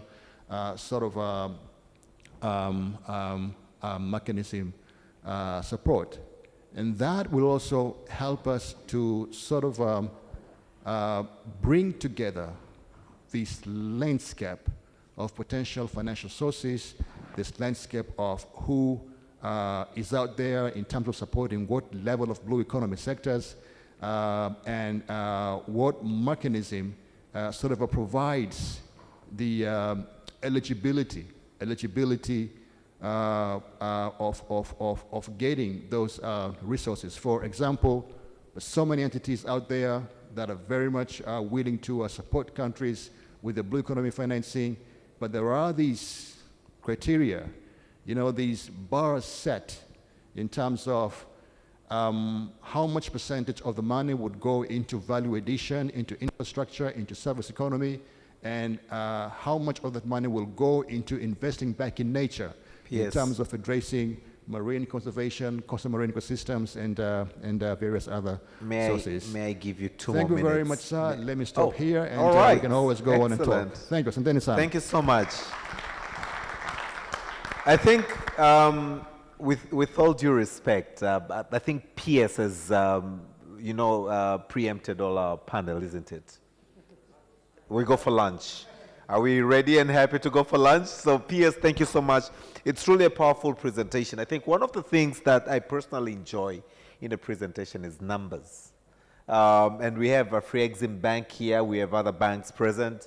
And I mean, in order for you to make a decision to go and invest anywhere, what you want to look first and foremost are the numbers. So from the PS's presentation, now I would like to welcome my panelists to basically contribute a little bit from their own very own experiences, how these numbers truly reflect and how attract more investors into the blue economy. As the PS rightly said, you know, the entire government of Zanzibar, the president of Zanzibar's heart and blood is truly onto the blue economy because it encompasses the entire island. To start with you, Mr. Graham, you heard the presentation very well. We're looking on to increasing the number of tourists to 800,000 in a given year. As the Hotel Association of Zanzibar Executive Chairman, how do we actualize this vision come? It's anticipated end of 2023, beginning of 2024, but the numbers, the year that has been set is 2025. But how do we actualize that? And just speaking to investors here in different sectors, how do we really actualize 800 tourists in Zanzibar in a given time? Good afternoon.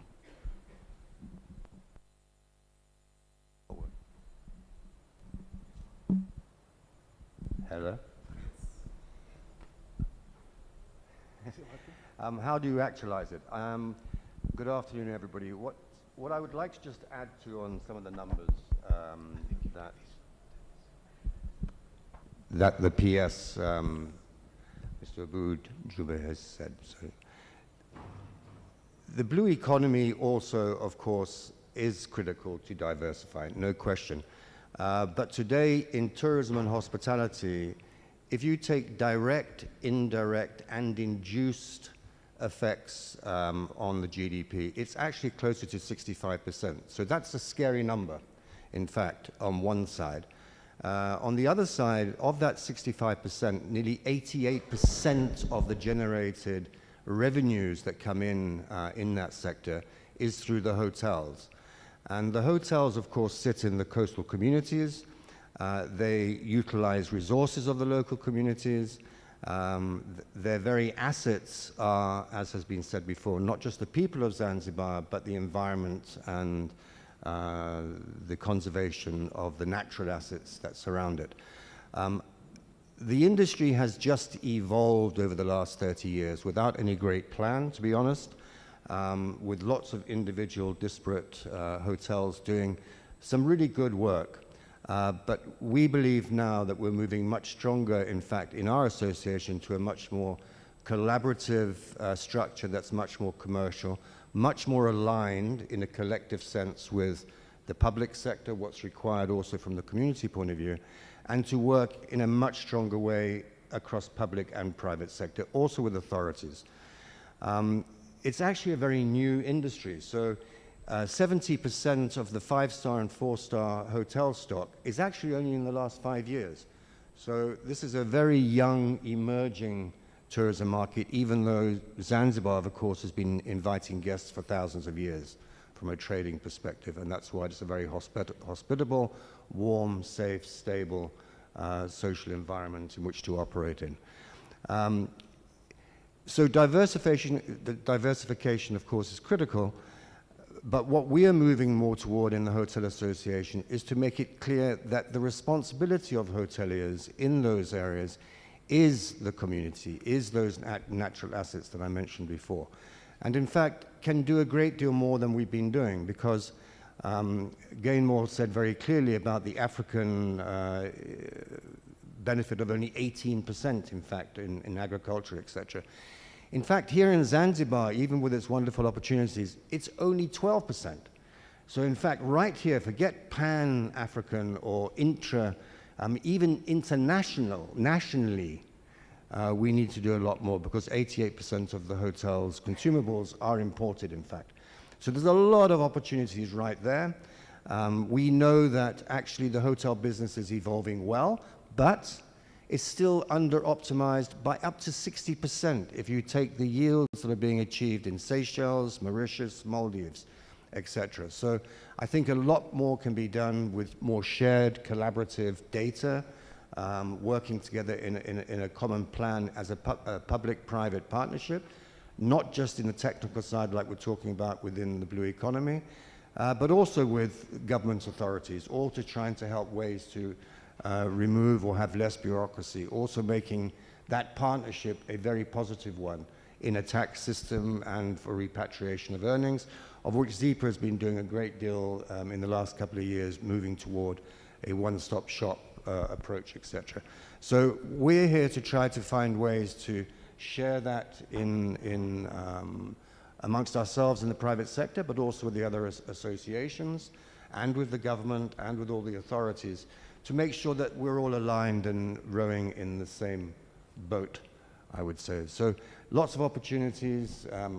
We think the future is amazing, actually, for Zanzibar and the Union of Tanzania, and lots of geopolitical and social opportunities and benefits to come.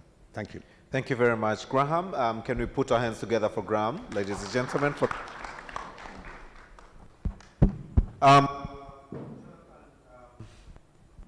really wish I used my own voice. These microphones.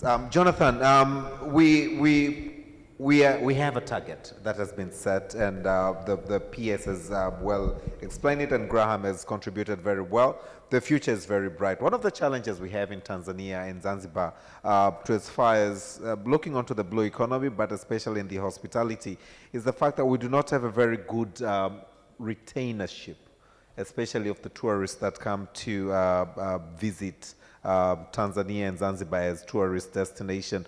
Looking onto harnessing and maximizing blue economy's potential from the hospitality sector, how best can the government, and we have the PS here, do in order to improve the retainer or retention of the tourists to come to Zanzibar and Tanzania? Okay, can you hear me? Yeah. So just let me just quickly introduce myself. So I'm Jonathan. I work for a company called And Beyond, and I am responsible for the sustainability and the conservation. We have 30 camps throughout 8 countries in Africa. And our operation is very much high-end, low volume, and we don't struggle with retainer. So our operation here in Zanzibar is And Beyond Member Island Lodge. It's a 12-roomed lodge in the northeastern part of Unguja. And we have a high percentage of our guests are long-stay repeat guests. We have guests that come for 2, 3, 4 weeks at a time. And we have a high repeat model, so we don't have that issue. I have no experience in the others. In the other operations in Zanzibar, so I can't comment. I don't know if Ben or Graham wants to comment on that. Maybe to understand, what are these strategies that you use to have such a high level of retention so that we all can learn from the best practices? So our model is, it's high end. So it's quality guest service, quality guest experience. It's based on ecotourism. Our shareholders are very philanthropic, so we have a very strong conservation and sustainability and community development initiative. It's been core to our business since we started in 1992. And I think the fact that our guests know that their money that they're spending on the island that doesn't just secure them a great holiday, but it's a sustainable holiday. It does good in the community, it does good in conservation. That makes them feel good, and that's why they come back. And it's a great destination, it's Zanzibar. Thank you, Jonathan, from Group Sustainability, the Group Sustainability Manager And Beyond Mnemba Island. Ben, I'm coming to you, Mr. Zahor, looking onto all this illegal fishing that is going on, and of course the aspects again of sustainability. But allow me to, first and foremost, before we get into fishing, ask Ben Taylor to contribute. Chumbe Island, Chumbe Coral Park has been recognized at global level as one of the best, probably one of the best island when it comes to conservation of the marine ecosystem. Ben Taylor, we're looking on to harnessing and maximizing Zanzibar's blue economy potential. And Zanzibar, when you speak about coral, when you speak about all this blue economy, we can't overlook the fact that Chumbe Island is contributing and promoting Zanzibar as a tourist destination. Maybe you want to cite some of the examples that you use in conservation, and how does tourism sector, tourism sector in the blue economy look for Zanzibar in the next couple of years?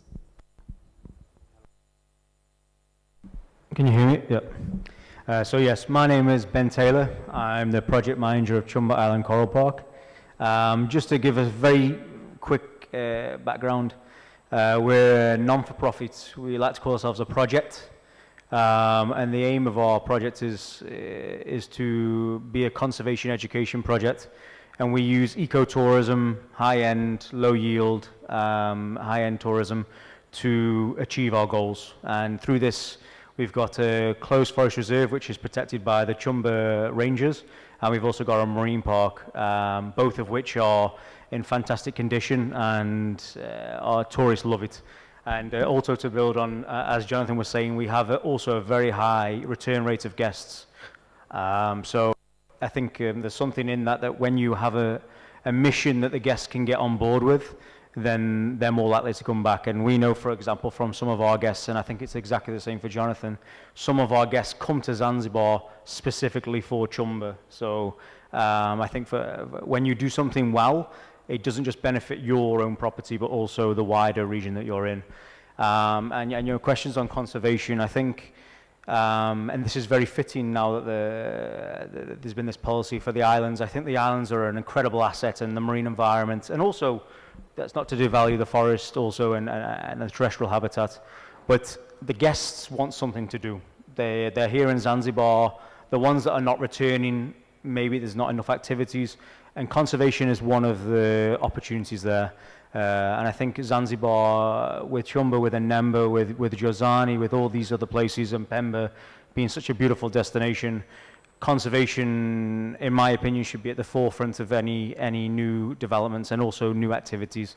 And obviously, from a Chumbe point of view, the reason that we do the conservation so well is that everything that we do is with conservation at the center. Everything we do is about the education of community members, local fishermen, school groups. And I think also what's really interesting from our point of view is that, most hotels just have the metrics of how many guests they have, how much money they make. But our metrics are also how many researchers do we have, how many school children do we have, how many community members do we have. I think we've crossed over the threshold now of 12,000 community members and school children coming to Chumbe for free. And our reef is in a fantastic state. I can't give numbers or quantifications right now, but we're just doing new assessments.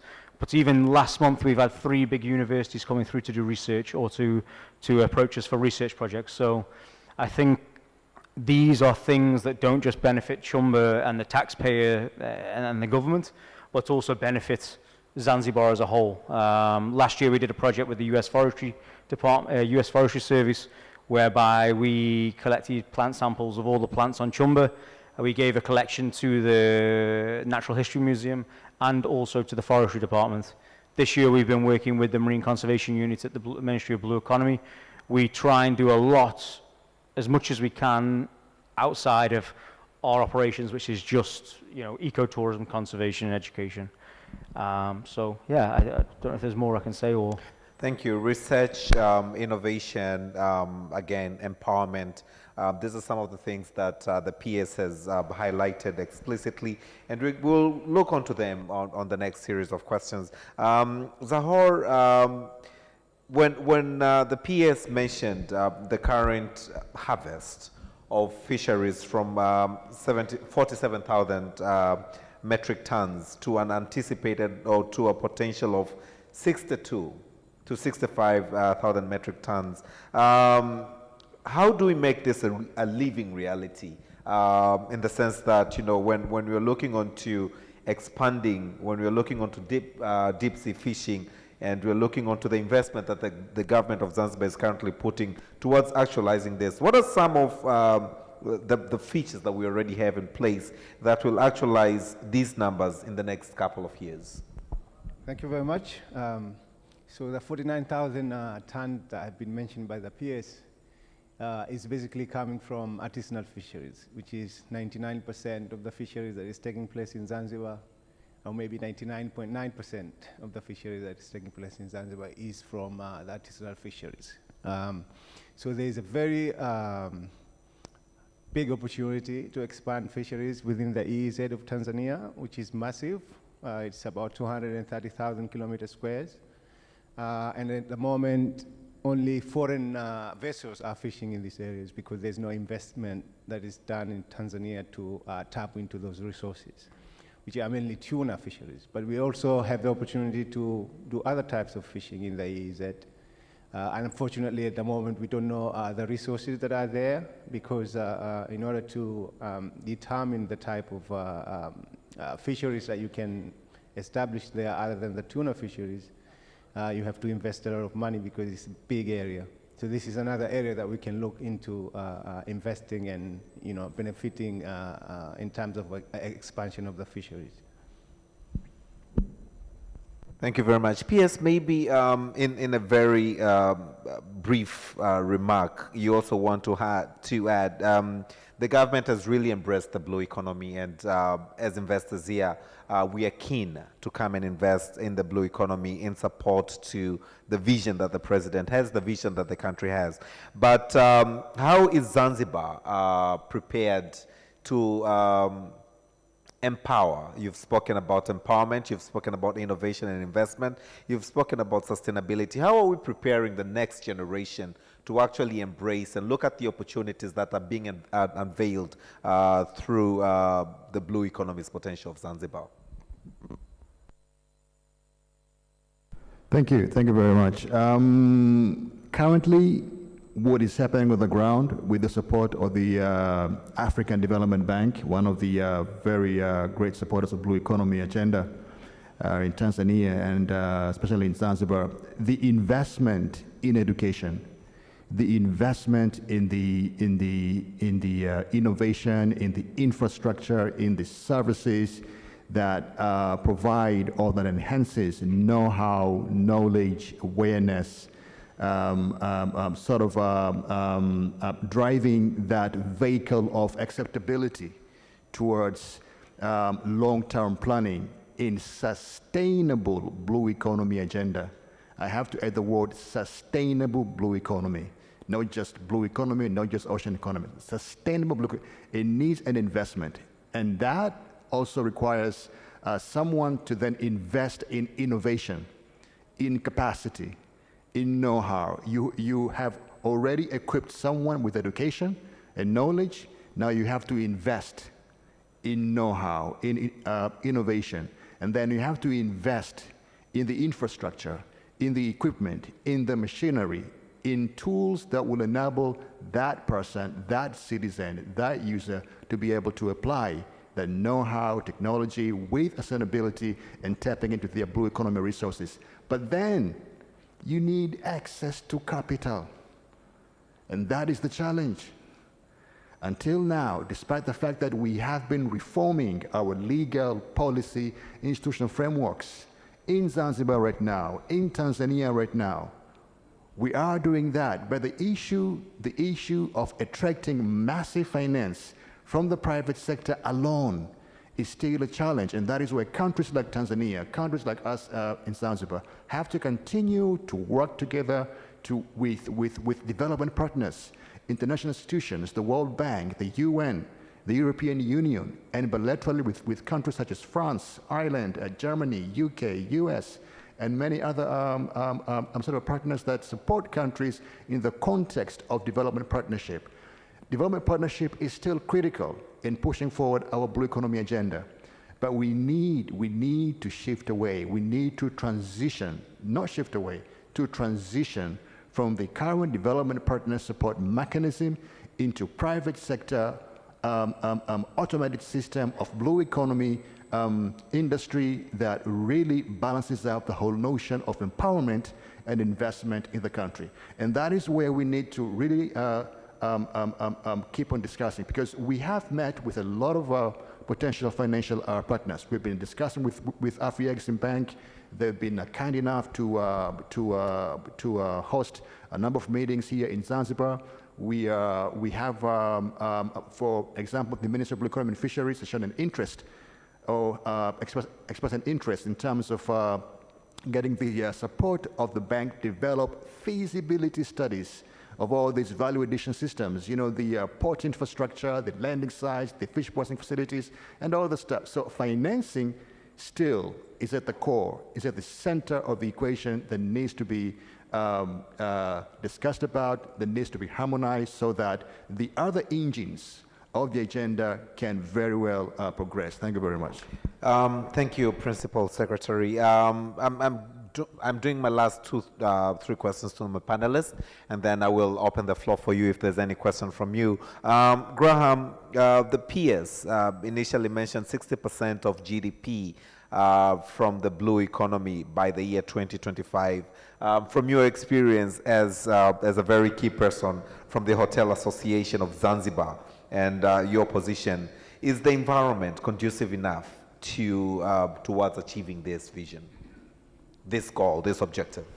Yes, that's a very good question. And what was mentioned is the importance of sharing data and all working on the same page. Definitely numbers like that can be achieved. However, what we're working more toward on the hotel side is trying to get a higher yield from an individual tourist, so you have higher yield, less long-term impact from a visitation perspective. And it's a complication, to be honest with you, but it is far better on an island that has limited resources, that is geographically restrained, whatever you do, ultimately to understand what the carrying capacity is on the island of visitors, not just from a tourist perspective, but also from obviously a construction, development, and resource use perspective. In that regard, again, it is far better to have 100 tourists, let's say, coming in on an average, leaving $1,000 a day, than having 1,000 leaving $50 a day. So at some point, there's a tipping point where you have to look at a higher yield. So to answer your question, I'm afraid, not directly, but in an indirect way, the numbers, I think, for Zanzibar are definitely achievable in the long term. Definitely it can be one of the highest yield, in my view, destinations of an island, tropical island in the world. It has all of its natural assets, the addition of heritage, wildlife. To give you an idea, if we use wildlife, because we're just talking Zanzibar, if you take the northern circuit of mainland Tanzania, 32.6% of those safari travelers do a dual destination, safari and a coastal relaxation. Zanzibar has only been able to attract 12.6% of that 32+%. And we know that's $340 million.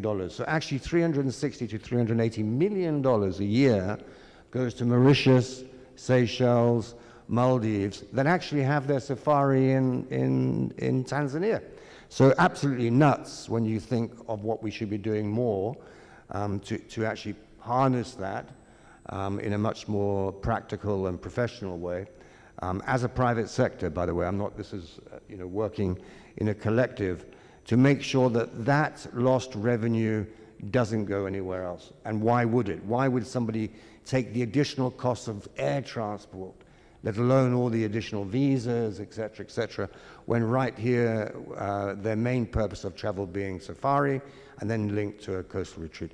So there's a lot of things we can do to optimize more than we have been. Sorry, longer than you said. No, thank you very much, Graham. Lots of wisdom coming from that. Jonathan, maybe you want to contribute from where Graham has ended. How then can we use innovation and investment to actually tap onto the remaining people that go from safari or attract them to come to Zanzibar? Well, I can only speak from our perspective. So we have one business operation in Zanzibar, and we have 5 or 6, in Tanzania. And what we do, we specifically design it like that. We design a circuit. We don't have one operation, it's independent. And the reason why we design circuits is because people like to travel through circuits.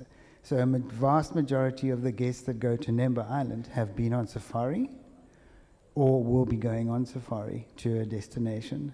And what we will, and what we also do, so And Beyond is not just a lodge operation, we are also a tour operating company. And so we don't just sell, our tour operating business doesn't just sell our businesses. Actually, a majority of our sales go to other competitors. And so we will design the guest experience about what they want and what their budget is. And through that, we will design a circuit destination. And we have actually just introduced 2 businesses in Zanzibar into our portfolio that we will sell on. And I think it's the collaboration between other destinations that how you're going to get more repeat guests coming in from the circuits. Thank you very much. Jonathan, my last round to you. We're looking on to promoting Zanzibar as a tourist, but again, investment destination. I'm looking on to some of the options that Chumbe Coral Park has explored in terms of attracting tourists in Zanzibar. And I would really wish to see, to hear from you 1 or 2 options that you've used to promote Chumbe Coral Park as a tourist destination. And again, we have a number of investors who are present here, keen to invest in Zanzibar. That would now in this 1 minute of fame to hear what you have to say about that. So just to rephrase the question, you're saying what does Chumbe use to? Okay.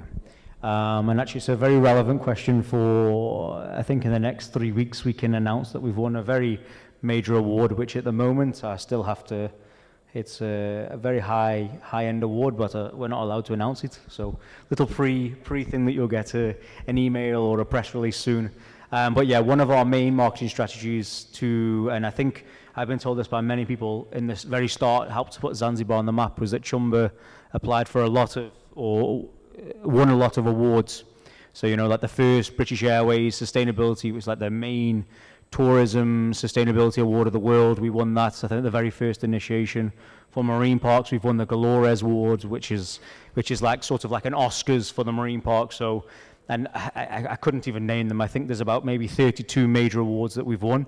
That's one of our first ways of marketing sort of Chumbe, but more importantly, marketing Zanzibar, and that's the way that we attract tourism, a lot of tourists, and then obviously word of mouth. I think as Jonathan was saying, I think when you actually take care with your tourism and actually take care of your product, most of our guests, I don't actually have the number, but I believe it's about 60% of our guests return. And some of our guests have been returning for 20 years. There's one family, they've just been last month, and they've been coming for 22 years, sometimes for 2 weeks, sometimes for 1 month. And they've obviously told everybody that they know. And then we get people that come to Chumbe, and before they come, they'll send an email saying, do you need any school books for school children? Do you need any blah, blah, blah? So, we're getting actually tourists that come in that are actually really invested in the prosperity of Zanzibar and the people of Zanzibar. And I think when you have a few projects like that, you then start to build a reputation for the destination. And I think that's really what we believe is powerful for Zanzibar, that we're trying to be a part of something like that. Thank you very much, Ben. I'm left with 5 minutes, and I'll ask 2 questions. One to you, my brother, Mr. Zahor. I'm giving you 1 minute of the few minutes that I'm left with to speak to investors that are present here, but I believe they're online. I believe they're future references, as into why they should come and invest in Zanzibar, and especially in the fisheries sector. I believe one of your answers will be Zanzibar has more than 650 hotels. So there's demand for fish, not to mention the external market. Other than that, why should we come to invest in Zanzibar, and especially in the fisheries sector? You as an expert, please. Thank you very much. I think it's a very good opportunity for me to do that. As I was saying in my first intervention, deep sea fishing in Tanzania has not been tapped into at all. And this is something I think everybody knows, that tuna especially are considered commodities within the globe. And this is an area that is, can have high returns. I understand the investment in deep sea fishing is also very, very high, but at the same time the returns are very, very high, and they're very much long term. The way that we are moving within the commercial fisheries, especially of tuna fisheries, is that different countries are going to be allocated quotas for the fish, and this is something that we are already in discussions now. So it will be very important in the very near future to tap into this allocation that the country is going to be given. Otherwise, the way that we are going to end up is to have foreign companies coming into our sea, catch our quota, and then send it to their countries. And this is something that the government is trying to counter, so that we can maximize the finances that comes out of this quota. Thank you very much. And Principal Secretary, this is my last question to you. It happens in many African jurisdictions, but I know it's not the case for Zanzibar, whereby we have sectors that really put a lot of returns to the GDP, and then little is allocated back into that very sector. But as I said, it's not the case for Zanzibar. But my question is, blue economy, what are the incentives? Why should the investors present here, and they're keen to come into the blue economy, what are some of the incentives that you would want to entice them to come and invest in the blue economy? And this will be my last question before we close the panel. We are a maritime economy. We are maritime culture. The ocean is in our DNA. Thank you very much. Asante sana, the ocean is in the DNA, and you want to be part of that. You want to have that. Distinguished guests, ladies and gentlemen, I'm gonna give my panelists 1 minute each, or 30 seconds each, to just do their closing remarks, and this will mark the end of the session. I will not have a room for Q&A, unfortunately, but the panelists will be here as we go for lunch. If you want to do any follow-ups, please let's do have lunch with them and do any follow-up questions. So PS will be the last. Ben, to start with you, and PS will be the last. Okay, so yeah, first of all, thank you for giving me and Chumba Island position to speak on this panel. But yeah, I think the important thing I see from the point of view of if I was a potential investor in Zanzibar is the blue economy has been on everybody's tongues for the past, at least since I've been here, the past 2 years. And I think it's really, it's something that's really growing, and there's a real big opportunity in Zanzibar. And I think if anybody is interested in doing something like Chumba, where it's focused on conservation or a more social aspect, please get in touch, and we're always happy to support and share ideas and share some of the things that we've learned. But yeah, thank you very much, and yeah. Over to Jonathan. All right, well, thank you. So I'd like to make 2 comments. The first one is I think just to reiterate what Dr. Jumbe said, is what we need to ensure is that most of the blue economy that we're talking about is all dependent on the marine environment. So we have to ensure that those development is sustainable and that the ecosystems are preserved. Otherwise, everything won't work. And what I would like to comment is I've been working in Zanzibar and conservation for nearly 20 years, and I've been bumping my head for 18. And it's only been in the last 2 years since the ministry has been developed that we have really made, as for private sector in conservation, we have had unbelievable support, and I'd really like to thank the ministry and the PS for that.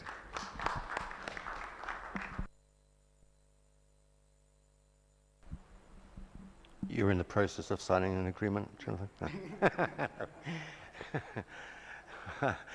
I would like to nonetheless echo exactly what Jonathan has just said, because I've actually been working here in Zanzibar a lot longer, actually, as you can tell from my age.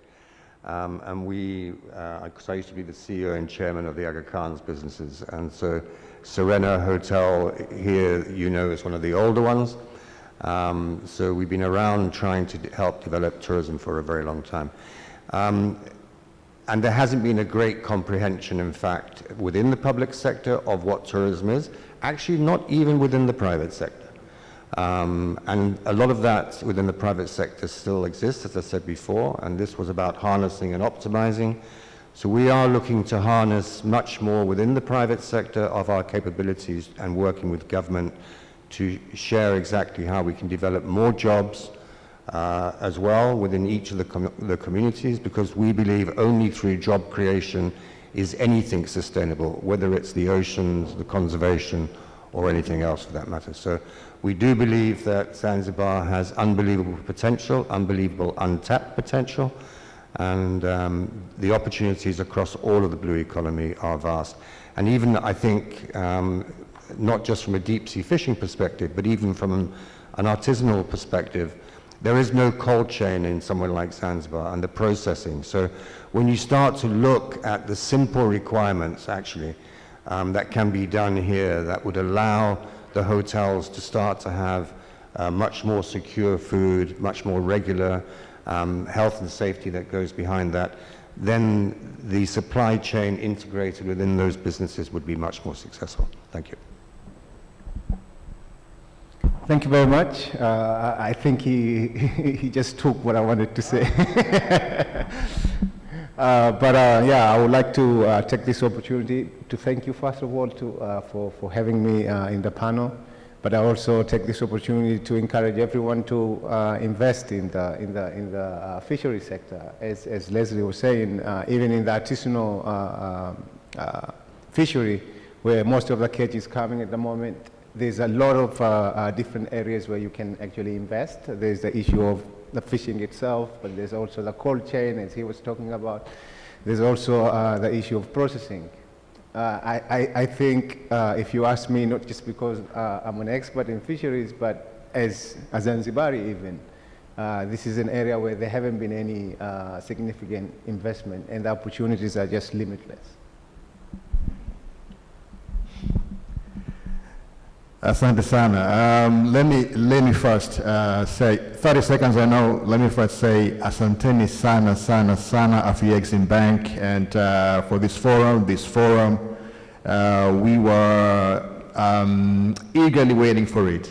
Since we began discussions with the Afrexim Bank at the Ministry of Blue Economy and Fisheries, and also at the government level.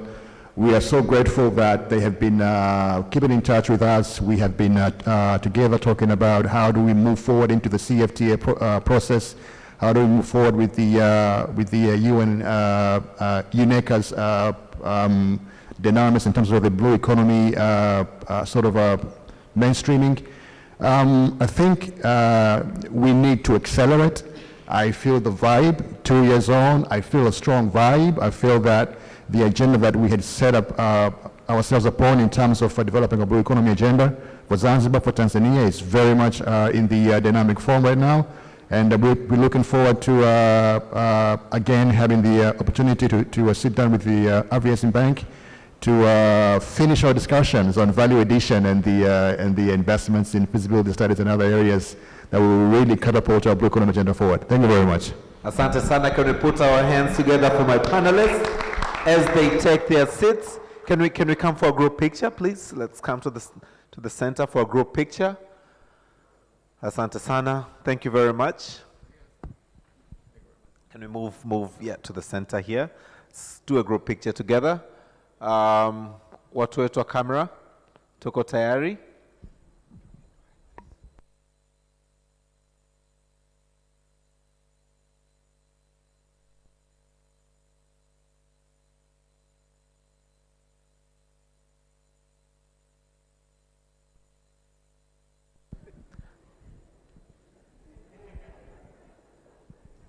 Sana. Doctor, tutakujibu what happened to gender. We will have to ask, why is blue economy so masculine?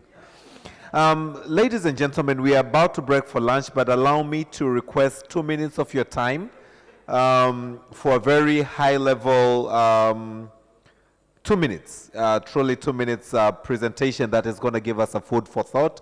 And this is going to be given by Dr. Adel Al-Muslimani, Chairman and CEO of Evergreen Energy, who is coming to basically tell us that blue economy in the next couple of years, maybe 2 years, will outshine the hospitality or tourism sector, I suppose. 2 minutes. Food for thought as we are about to go for lunch. Thank you.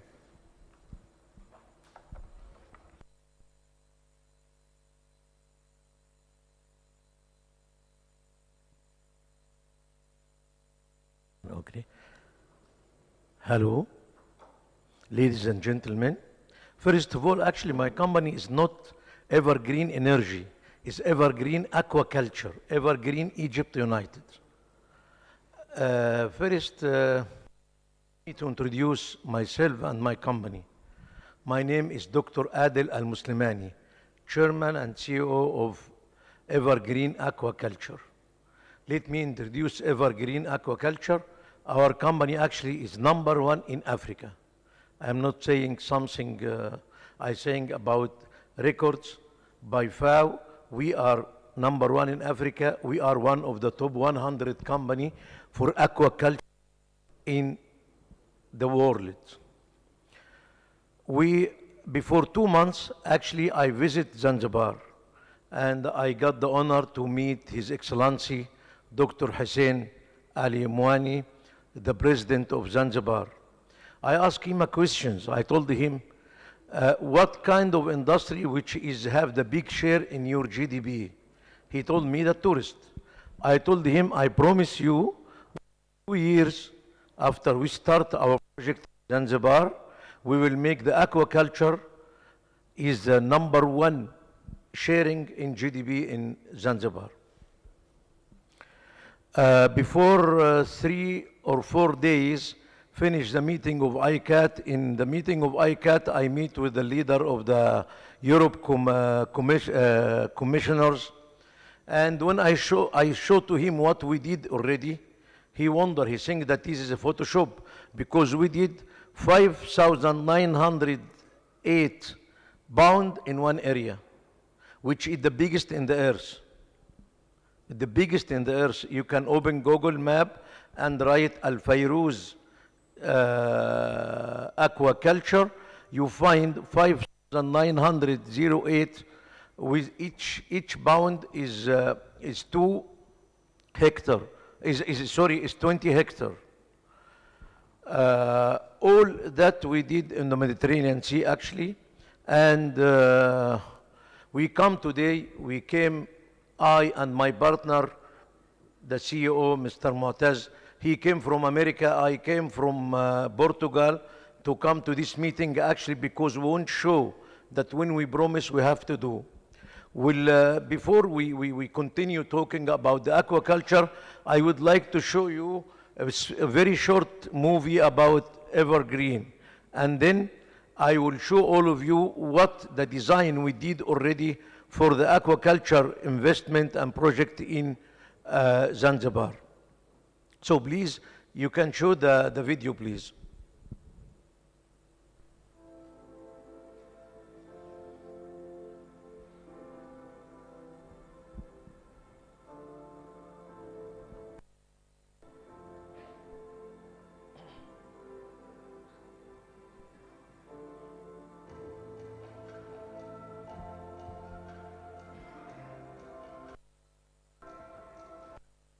Finished your 5 minutes, so please keep it very short. People are going for lunch.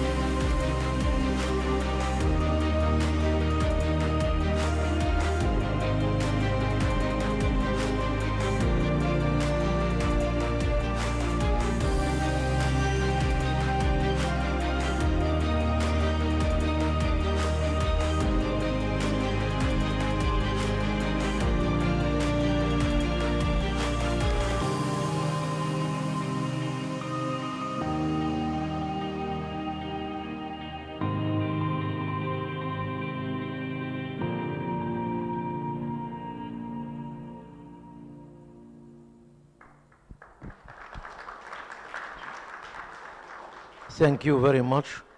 Actually, Evergreen in Egypt with National Company for Fisheries and it belongs to Egyptian Ministry of Defense. We decided to make a consortium to start some investment in Zanzibar to develop the aquaculture in Zanzibar. Because we believe that the real future for all Africa should be by African hand. This one thing. Second, we actually gave the promise to the government in Zanzibar and to do. So I will let you see in only 2 or 3 minutes, not more, what the design we already arranged for invest in Zanzibar. Please also let you see without any talking. Thank you very much.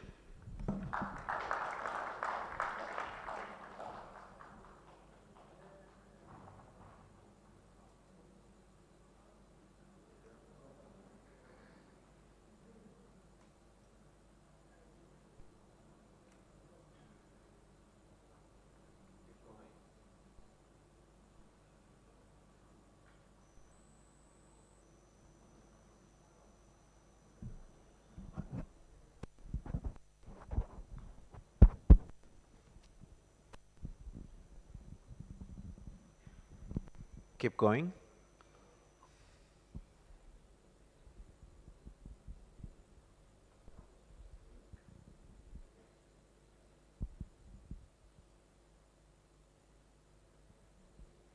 Keep going.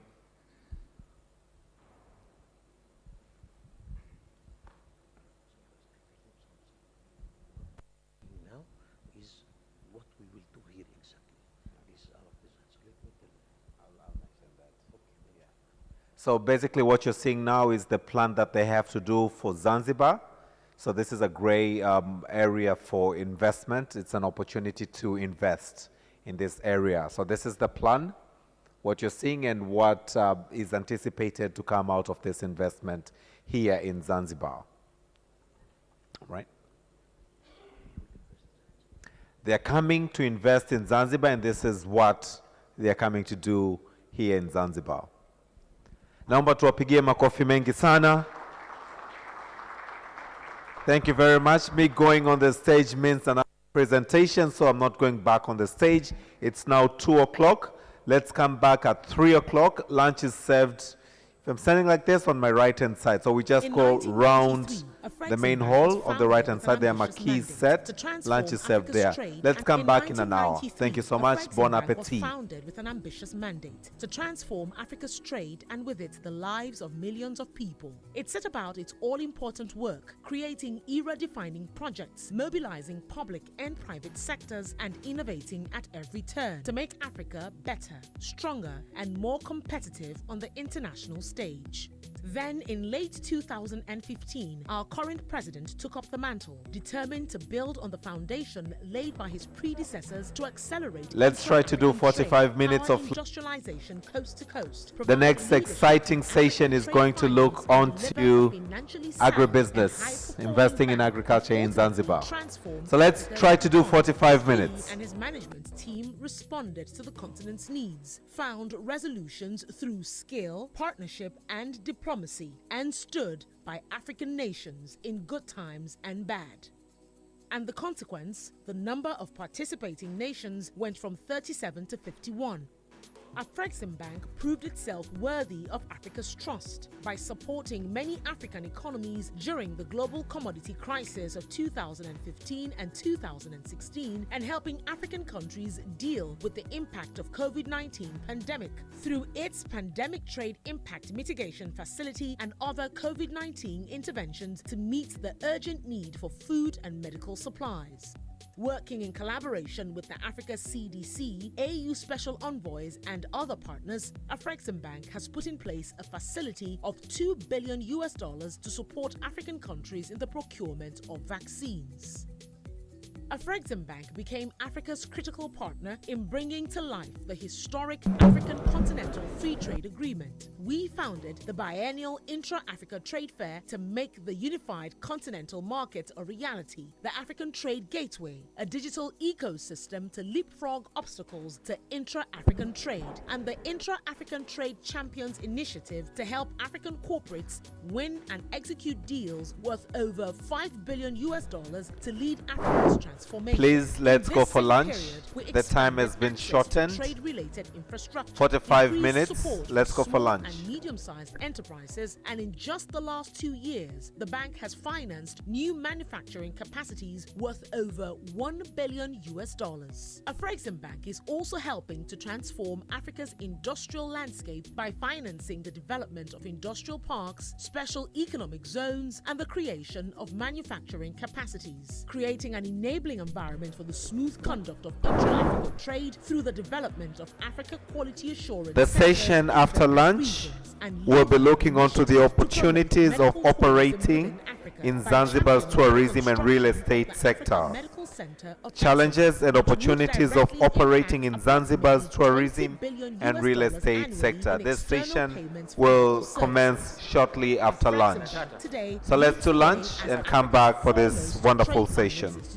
As of December 2020, we have onboarded 448 African banks, with 128 of them already participating in AFTRAF, Afreximbank's trade facilitation program. Afreximbank's trade finance related disbursements in 2020 hit $10.9 billion, narrowing Africa's trade finance gap by 13%.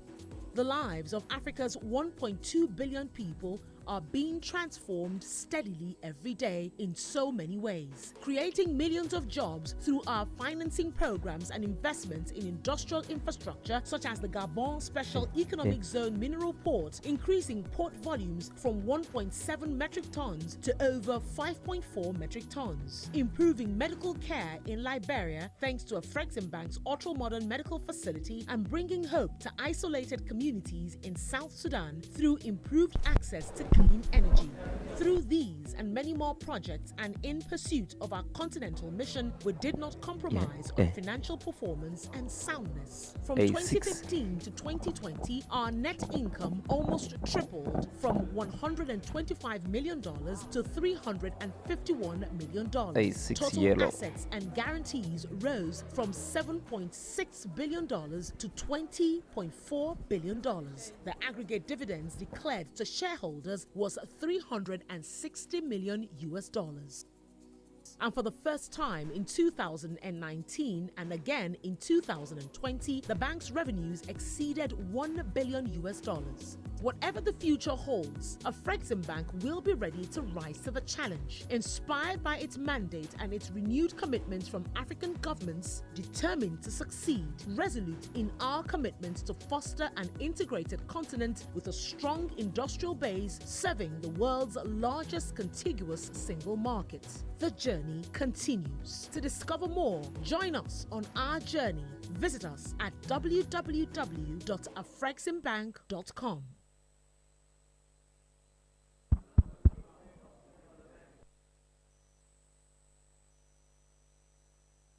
In 1993, Afreximbank was founded with an ambitious mandate to transform Africa's trade and with it the lives of millions of people. It set about its all-important work, creating era-defining projects, mobilizing public and private sectors, and innovating at every turn to make Africa better, stronger, and more competitive on the international stage. Then, in late 2015, our current president took up the mantle, determined to build on the foundation laid by his predecessors to accelerate intra-African trade, power industrialization coast to coast, provide leadership in African trade finance, and deliver a financially sound and high-performing bank, and ultimately transform Africa's economies. He and his management team responded to the continent's needs, found resolutions through skill, partnership, and diplomacy, and stood by African nations in good times and bad. And the consequence, the number of participating nations went from 37 to 51. Afreximbank proved itself worthy of Africa's trust by supporting many African economies during the global commodity crisis of 2015 and 2016 and helping African countries deal with the impact of COVID-19 pandemic through its Pandemic Trade Impact Mitigation Facility and other COVID-19 interventions to meet the urgent need for food and medical supplies. Working in collaboration with the Africa CDC, AU Special Envoys and other partners, Afreximbank has put in place a facility of $2 billion to support African countries in the procurement of vaccines. Afreximbank became Africa's critical partner in bringing to life the historic African Continental Free Trade Agreement. We founded the biennial Intra-Africa Trade Fair to make the unified continental market a reality, the African Trade Gateway, a digital ecosystem to leapfrog obstacles to intra-African trade, and the Intra-African Trade Champions Initiative to help African corporates win and execute deals worth over $5 billion to lead Africa's transformation. In this same period, we expanded access to trade-related infrastructure, increased support for small and medium-sized enterprises, and in just the last 2 years, the bank has financed new manufacturing capacities worth over $1 billion. Afreximbank is also helping to transform Africa's industrial landscape by financing the development of industrial parks, special economic zones, and the creation of manufacturing capacities, creating an enabling environment for the smooth conduct of intra-Africa trade through the development of Africa Quality Assurance Centers in various regions, and leading the initiative to promote medical tourism within Africa by championing the construction of the Africa Medical Center of Excellence, which would directly impact approximately $20 billion annually in external payments for medical services. Afreximbank today leads the way as Africa's foremost trade finance institution. As at December 2020, we have onboarded 448 African banks, with 128 of them already participating in AFTRAF, Afreximbank's trade facilitation program. Afreximbank's trade finance related disbursements in 2020 hit $10.9 billion, narrowing Africa's trade finance gap by 13%. The lives of Africa's 1.2 billion people are being transformed steadily every day in so many ways, creating millions of jobs through our financing programs and investments in industrial infrastructure such as the Gabon Special Economic Zone Mineral Port, increasing port volumes from 1.7 metric tons to over 5.4 metric tons, improving medical care in Liberia thanks to Afreximbank's ultra-modern medical facility, and bringing hope to isolated communities in South Sudan through improved access to clean energy. Through these and many more projects, and in pursuit of our continental mission, we did not compromise on financial performance and soundness. From 2015 to 2020, our net income almost tripled from $125 million to $351 million.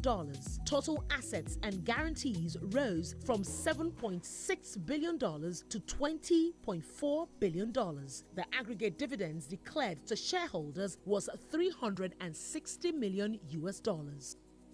And for the first time in 2019 and again in 2020, the bank's revenues exceeded $1 billion.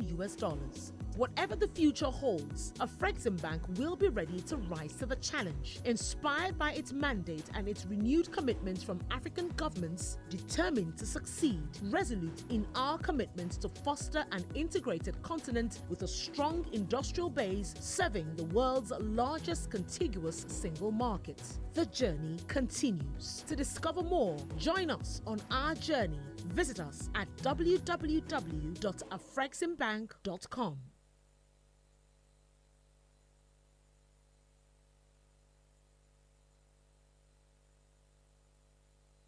In 1993, Afreximbank was founded with an ambitious mandate to transform Africa's trade and with it the lives of millions of people. It set about its all-important work, creating era-defining projects, mobilizing public and private sectors, and innovating at every turn to make Africa better, stronger, and more competitive on the international stage.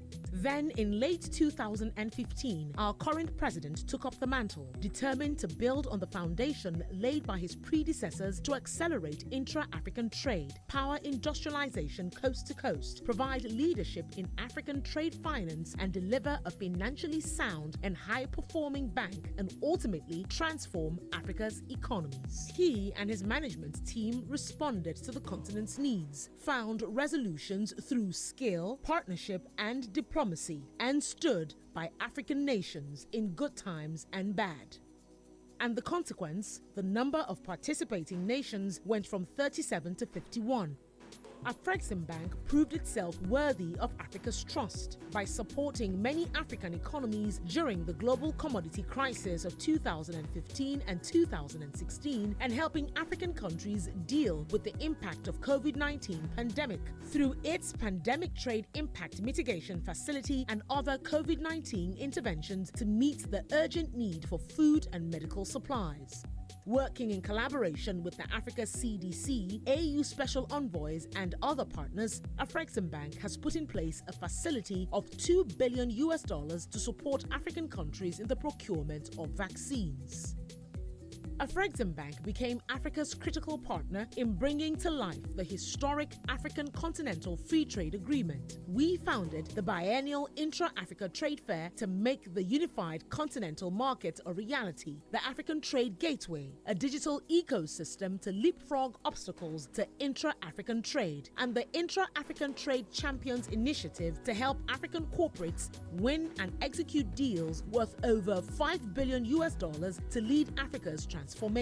In this same period, we expanded access to trade-related infrastructure, increased support for small and medium-sized enterprises, and in just the last 2 years, the bank has financed new manufacturing capacities worth over $1 billion. Afreximbank is also helping to transform Africa's industrial landscape by financing the development of industrial parks, special economic zones, and the creation of manufacturing capacities, creating an enabling environment for the smooth conduct of intra-Africa trade through the development of Africa Quality Assurance Centers in various regions, and leading the initiative to promote medical tourism within Africa by championing the construction of the Africa Medical Center of Excellence, which would directly impact approximately $20 billion annually in external payments for medical services.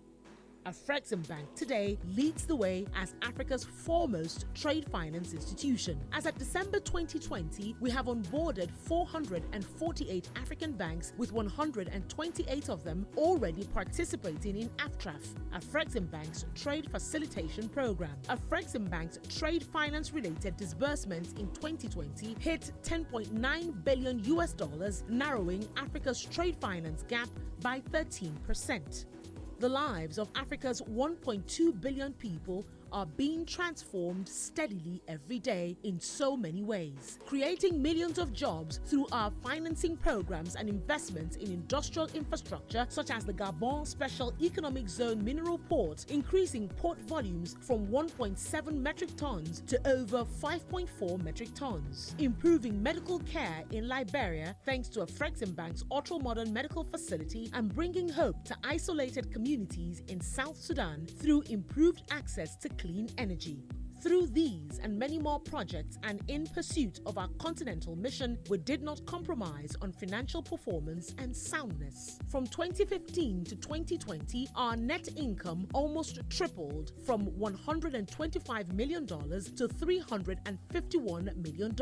Total assets and guarantees rose from $7.6 billion to $20.4 billion. The aggregate dividends declared to shareholders was $360 million. And for the first time in 2019 and again in 2020, the bank's revenues exceeded $1 billion. Whatever the future holds, Afreximbank will be ready to rise to the challenge, inspired by its mandate and its renewed commitment from African governments, determined to succeed, resolute in our commitment to foster an integrated continent with a strong industrial base serving the world's largest contiguous single market. The journey continues. To discover more, join us on our journey Visit us at www.afreximbank.com.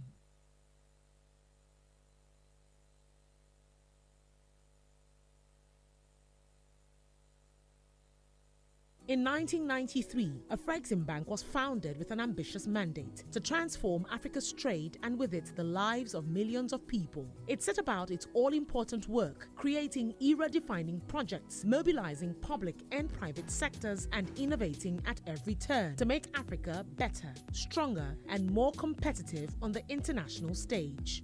Then, in late 2015, our current president took up the mantle, determined to build on the foundation laid by his predecessors to accelerate intra-African trade, power industrialization coast to coast, provide leadership in African trade finance, and deliver a financially sound and high-performing bank, and ultimately transform Africa's economies. He and his management team responded to the continent's needs, found resolutions through skill, partnership, and diplomacy, and stood by African nations in good times and bad.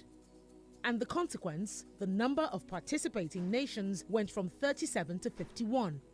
Afreximbank proved itself worthy of Africa's trust by supporting many African economies during the global commodity crisis of 2015 and 2016 and helping African countries deal with the impact of COVID-19 pandemic through its Pandemic Trade Impact Mitigation Facility and other COVID-19 interventions to meet the urgent need for food and medical supplies.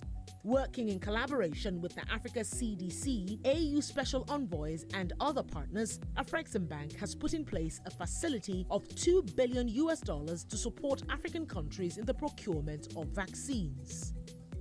Afreximbank became Africa's critical partner in bringing to life the historic African Continental Free Trade Agreement. We founded the biennial Intra-Africa Trade Fair to make the unified continental market a reality, the African Trade Gateway, a digital ecosystem to leapfrog obstacles to intra-African trade, and the Intra-African Trade Champions Initiative to help African corporates win and execute deals worth over $5 billion to lead Africa's transformation.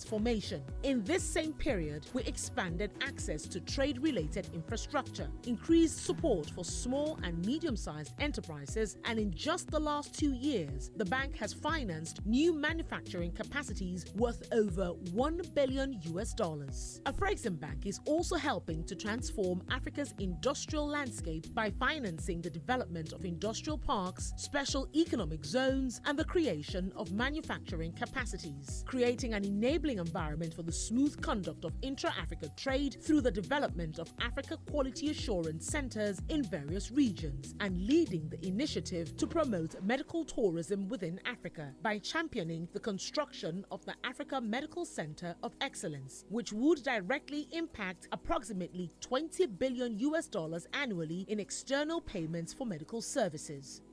Afreximbank today leads the way as Africa's foremost trade finance institution. As at December 2020, we have onboarded 448 African banks, with 128 of them already participating in AFTRAF, Afreximbank's trade facilitation program. Afreximbank's trade finance related disbursements in 2020 hit $10.9 billion, narrowing Africa's trade finance gap by 13%. The lives of Africa's 1.2 billion people are being transformed steadily every day in so many ways, creating millions of jobs through our financing programs and investments in industrial infrastructure such as the Gabon Special Economic Zone Mineral Port, increasing port volumes from 1.7 metric tons to over 5.4 metric tons, improving medical care in Liberia thanks to Afreximbank's ultra-modern medical facility, and bringing hope to isolated communities in South Sudan through improved access to clean energy. Through these and many more projects, and in pursuit of our continental mission, we did not compromise on financial performance and soundness. From 2015 to 2020, our net income almost tripled from $125 million to $351 million. Total assets and guarantees rose from $7.6 billion to $20.4 billion. The aggregate dividends declared to shareholders was $360 million. And for the first time in 2019 and again in 2020, the bank's revenues exceeded $1 billion.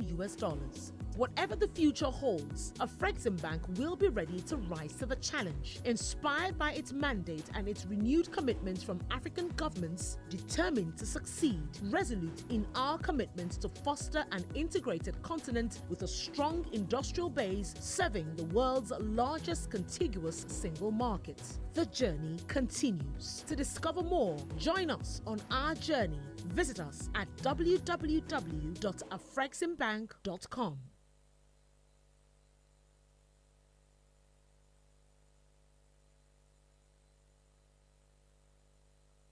In 1993, Afreximbank was founded with an ambitious mandate to transform Africa's trade and with it the lives of millions of people. It set about its all-important work, creating era-defining projects, mobilizing public and private sectors and innovating at every turn to make Africa better, stronger and more competitive on the international stage.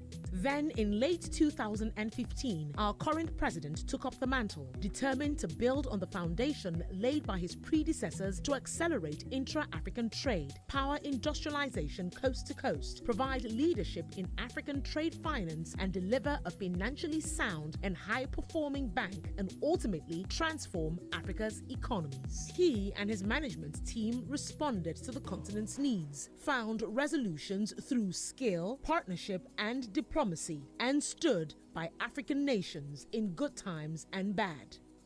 And the consequence, the number of participating nations went from 37 to 51. Afreximbank proved itself worthy of Africa's trust by supporting many African economies during the global commodity crisis of 2015 and 2016 and helping African countries deal with the impact of COVID-19 pandemic through its Pandemic Trade Impact Mitigation Facility and other COVID-19 interventions to meet the urgent need for food and medical supplies. Working in collaboration with the Africa CDC, AU Special Envoys and other partners, Afreximbank has put in place a facility of $2 billion to support African countries in the procurement of vaccines. Afreximbank became Africa's critical partner in bringing to life the historic African Continental Free Trade Agreement. We founded the biennial Intra-Africa Trade Fair to make the unified continental market a reality, the African Trade Gateway, a digital ecosystem to leapfrog obstacles to intra-African trade, and the Intra-African Trade Champions Initiative to help African corporates win and execute deals worth over $5 billion to lead Africa's transformation. In this same period, we expanded access to trade-related infrastructure, increased support for small and medium-sized enterprises, and in just the last 2 years, the bank has financed new manufacturing capacities worth over $1 billion. Afreximbank is also helping to transform Africa's industrial landscape by financing the development of industrial parks, special economic zones, and the creation of manufacturing capacities, creating an enabling environment for the smooth conduct of intra-Africa trade through the development of Africa Quality Assurance Centers in various regions, and leading the initiative to promote medical tourism within Africa by championing the construction of the Africa Medical Center of Excellence, which would directly impact approximately $20 billion annually in external payments for medical services. Afreximbank today leads the way as Africa's foremost trade finance institution. As at December 2020, we have onboarded 448 African banks, with 128 of them already participating in AFTRAF, Afreximbank's trade facilitation program. Afreximbank's trade finance-related disbursements in 2020 hit $10.9 billion, narrowing Africa's trade finance gap by 13%. The lives of Africa's 1.2 billion people are being transformed steadily every day in so many ways, creating millions of jobs through our financing programs and investments in industrial infrastructure such as the Gabon Special Economic Zone Mineral Port, increasing port volumes from 1.7 metric tons to over 5.4 metric tons, improving medical care in Liberia thanks to Afreximbank's ultra-modern medical facility, and bringing hope to isolated communities in South Sudan through improved access to clean energy. Through these and many more projects and in pursuit of our continental mission, we did not compromise on financial performance and soundness. From 2015 to 2020, our net income almost tripled from $125 million to $351 million. Total assets and guarantees rose from $7.6 billion to $20.4 billion. The aggregate dividends declared to shareholders was $360 million US. And for the first time in 2019 and again in 2020, the bank's revenues exceeded $1 billion US. Whatever the future holds, Afreximbank will be ready to rise to the challenge, inspired by its mandate and its renewed commitments from African governments, determined to succeed, resolute in our commitment to foster an integrated continent with a strong industrial base serving the world's largest contiguous single market. The journey continues. To discover more, join us on our journey. Visit us at www.afreximbank.com.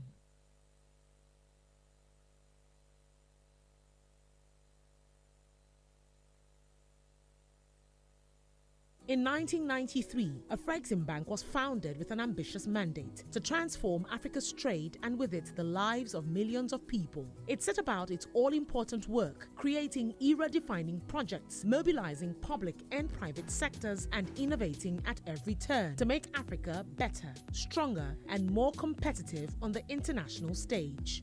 Then, in late 2015, our current president took up the mantle, determined to build on the foundation laid by his predecessors to accelerate intra-African trade, power industrialization coast to coast, provide leadership in African trade finance, and deliver a financially sound and high-performing bank, and ultimately transform Africa's economies. He and his management team responded to the continent's needs, found resolutions through skill, partnership, and diplomacy, and stood by African nations in good times and bad. And the consequence, the number of participating nations went from 37 to 51.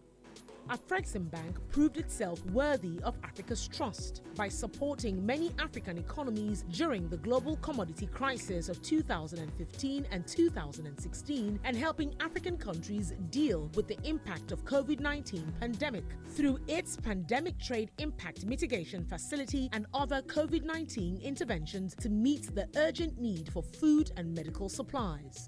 Working in collaboration with the Africa CDC, AU Special Envoys and other partners, Afreximbank has put in place a facility of $2 billion to support African countries in the procurement of vaccines. Afreximbank became Africa's critical partner in bringing to life the historic African Continental Free Trade Agreement. We founded the biennial Intra-Africa Trade Fair to make the unified continental market a reality, the African Trade Gateway, a digital ecosystem to leapfrog obstacles to intra-African trade, and the Intra-African Trade Champions Initiative to help African corporates win and execute deals worth over $5 billion to lead Africa's transformation. In this same period, we expanded access to trade-related infrastructure, increased support for small and medium-sized enterprises, and in just the last 2 years, the bank has financed new manufacturing capacities worth over $1 billion. Afreximbank is also helping to transform Africa's industrial landscape by financing the development of industrial parks, special economic zones, and the creation of manufacturing capacities, creating an enabling environment for the smooth conduct of intra-Africa trade through the development of Africa Quality Assurance Centers in various regions, and leading the initiative to promote medical tourism within Africa by championing the construction of the Africa Medical Center of Excellence, which would directly impact approximately $20 billion annually in external payments for medical services. Afreximbank today leads the way as Africa's foremost trade finance institution. As at December 2020, we have onboarded 448 African banks, with 128 of them already participating in AFTRAF, Afreximbank's trade facilitation program. Afreximbank's trade finance related disbursements in 2020 hit $10.9 billion, narrowing Africa's trade finance gap by 13%. The lives of Africa's 1.2 billion people are being transformed steadily every day in so many ways, creating millions of jobs through our financing programs and investments in industrial infrastructure such as the Gabon Special Economic Zone Mineral Port, increasing port volumes from 1.7 metric tons to over 5.4 metric tons, improving medical care in Liberia thanks to Afreximbank's ultra-modern medical facility, and bringing hope to isolated communities in South Sudan through improved access to clean energy. Through these and many more projects and in pursuit of our continental mission, we did not compromise on financial performance and soundness. From 2015 to 2020, our net income almost tripled from $125 million to $351 million. Total assets and guarantees rose from $7.6 billion to $20.4 billion. The aggregate dividends declared to shareholders was $360 million US. And for the first time in 2019 and again in 2020, the bank's revenues exceeded $1 billion US. Whatever the future holds, Afreximbank will be ready to rise to the challenge, inspired by its mandate and its renewed commitments from African governments, determined to succeed, resolute in our commitments to foster an integrated continent with a strong industrial base serving the world's largest contiguous single market. The journey continues. To discover more, join us on our journey. Visit us at www.afreximbank.com.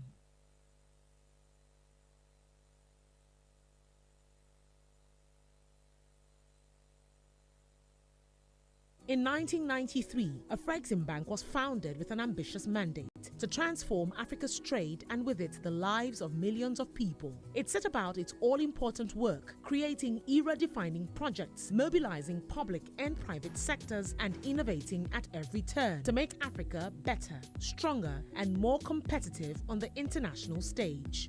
Then, in late 2015, our current president took up the mantle, determined to build on the foundation laid by his predecessors to accelerate intra-African trade, power industrialization coast to coast, provide leadership in African trade finance, and deliver a financially sound and high-performing bank, and ultimately transform Africa's economies. He and his management team responded to the continent's needs, found resolutions through skill, partnership, and diplomacy, and stood by African nations in good times and bad.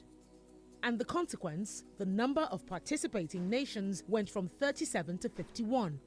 Afreximbank proved itself worthy of Africa's trust by supporting many African economies during the global commodity crisis of 2015 and 2016, and helping African countries deal with the impact of COVID-19 pandemic through its Pandemic Trade Impact Mitigation Facility and other COVID-19 interventions to meet the urgent need for food and medical supplies. Working in collaboration with the Africa CDC, AU Special Envoys, and other partners, Afreximbank has put in place a facility of $2 billion to support African countries in the procurement of vaccines. Afreximbank became Africa's critical partner in bringing to life the historic African Continental Free Trade Agreement. We founded the biennial Intra-Africa Trade Fair to make the unified continental market a reality, the African Trade Gateway, a digital ecosystem to leapfrog obstacles to intra-African trade, and the Intra-African Trade Champions Initiative to help African corporates win and execute deals worth over $5 billion to lead Africa's transformation.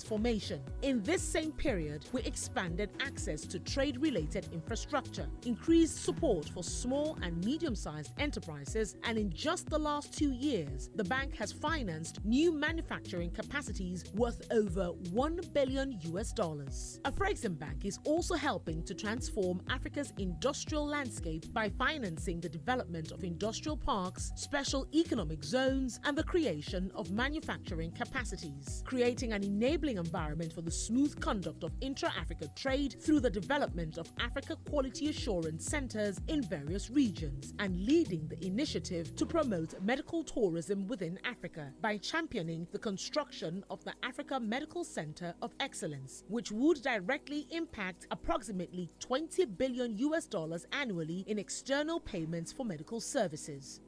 Afreximbank today leads the way as Africa's foremost trade finance institution. As at December 2020, we have onboarded 448 African banks, with 128 of them already participating in AFTRAF, Afreximbank's trade facilitation program. Afreximbank's trade finance related disbursements in 2020 hit $10.9 billion, narrowing Africa's trade finance gap by 13%. The lives of Africa's 1.2 billion people are being transformed steadily every day in so many ways, creating millions of jobs through our financing programs and investments in industrial infrastructure such as the Gabon Special Economic Zone Mineral Port, increasing port volumes from 1.7 metric tons to over 5.4 metric tons, improving medical care in Liberia thanks to Afreximbank's ultra-modern medical facility, and bringing hope to isolated communities in South Sudan through improved access to clean energy. Through these and many more projects, and in pursuit of our continental mission, we did not compromise on financial performance and soundness. From 2015 to 2020, our net income almost tripled from $125 million to $351 million. Total assets and guarantees rose from $7.6 billion to $20.4 billion. The aggregate dividends declared to shareholders was $360 million. And for the first time in 2019 and again in 2020, the bank's revenues exceeded $1 billion. Whatever the future holds, Afreximbank will be ready to rise to the challenge, inspired by its mandate and its renewed commitments from African governments, determined to succeed, resolute in our commitments to foster an integrated continent with a strong industrial base serving the world's largest contiguous single market. The journey continues. To discover more, join us on our journey. Visit us at www.afreximbank.com.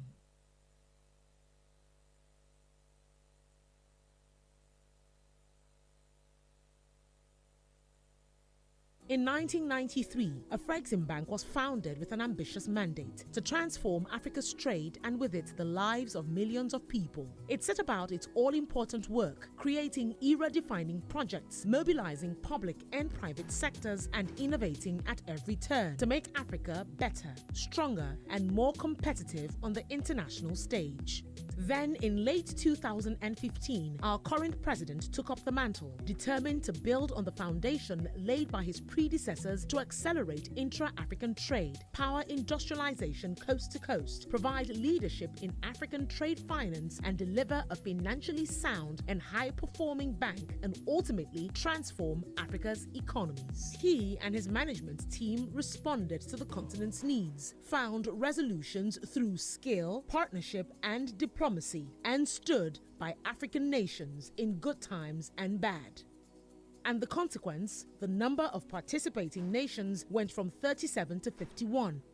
Afreximbank proved itself worthy of Africa's trust by supporting many African economies during the global commodity crisis of 2015 and 2016, and helping African countries deal with the impact of COVID-19 pandemic through its Pandemic Trade Impact Mitigation Facility and other COVID-19 interventions to meet the urgent need for food and medical supplies. Working in collaboration with the Africa CDC, AU Special Envoys, and other partners, Afreximbank has put in place a facility of $2 billion to support African countries in the procurement of vaccines. Afreximbank became Africa's critical partner in bringing to life the historic African Continental Free Trade Agreement. We founded the biennial Intra-Africa Trade Fair to make the unified continental market a reality, the African Trade Gateway, a digital ecosystem to leapfrog obstacles to intra-African trade, and the Intra-African Trade Champions Initiative to help African corporates win and execute deals worth over $5 billion to lead Africa's transformation. In this same period, we expanded access to trade-related infrastructure, increased support for small and medium-sized enterprises, and in just the last 2 years, the bank has financed new manufacturing capacities worth over $1 billion. Afreximbank is also helping to transform Africa's industrial landscape by financing the development of industrial parks, special economic zones, and the creation of manufacturing capacities, creating an enabling environment for the smooth conduct of intra-Africa trade through the development of Africa Quality Assurance Centers in various regions, and leading the initiative to promote medical tourism within Africa by championing the construction of the Africa Medical Center of Excellence, which would directly impact approximately $20 billion annually in external payments for medical services.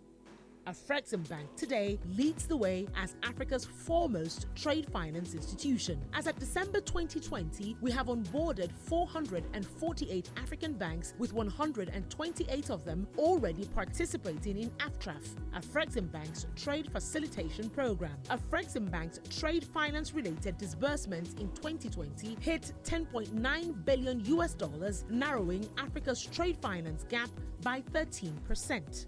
The lives of Africa's 1.2 billion people are being transformed steadily every day in so many ways, creating millions of jobs through our financing programs and investments in industrial infrastructure such as the Gabon Special Economic Zone Mineral Port, increasing port volumes from 1.7 metric tons to over 5.4 metric tons, improving medical care in Liberia thanks to Afreximbank's ultra-modern medical facility, and bringing hope to isolated communities in South Sudan through improved access to clean energy. Through these and many more projects, and in pursuit of our continental mission, we did not compromise on financial performance and soundness. From 2015 to 2020, our net income almost tripled from $125 million to $351 million. Total assets and guarantees rose from $7.6 billion to $20.4 billion. The aggregate dividends declared to shareholders was $360 million. And for the first time in 2019 and again in 2020, the bank's revenues exceeded $1 billion. Whatever the future holds, Afreximbank will be ready to rise to the challenge, inspired by its mandate and its renewed commitments from African governments, determined to succeed, resolute in our commitments to foster an integrated continent with a strong industrial base serving the world's largest contiguous single market. The journey continues. To discover more, join us on our journey. Visit us at www.afreximbank.com.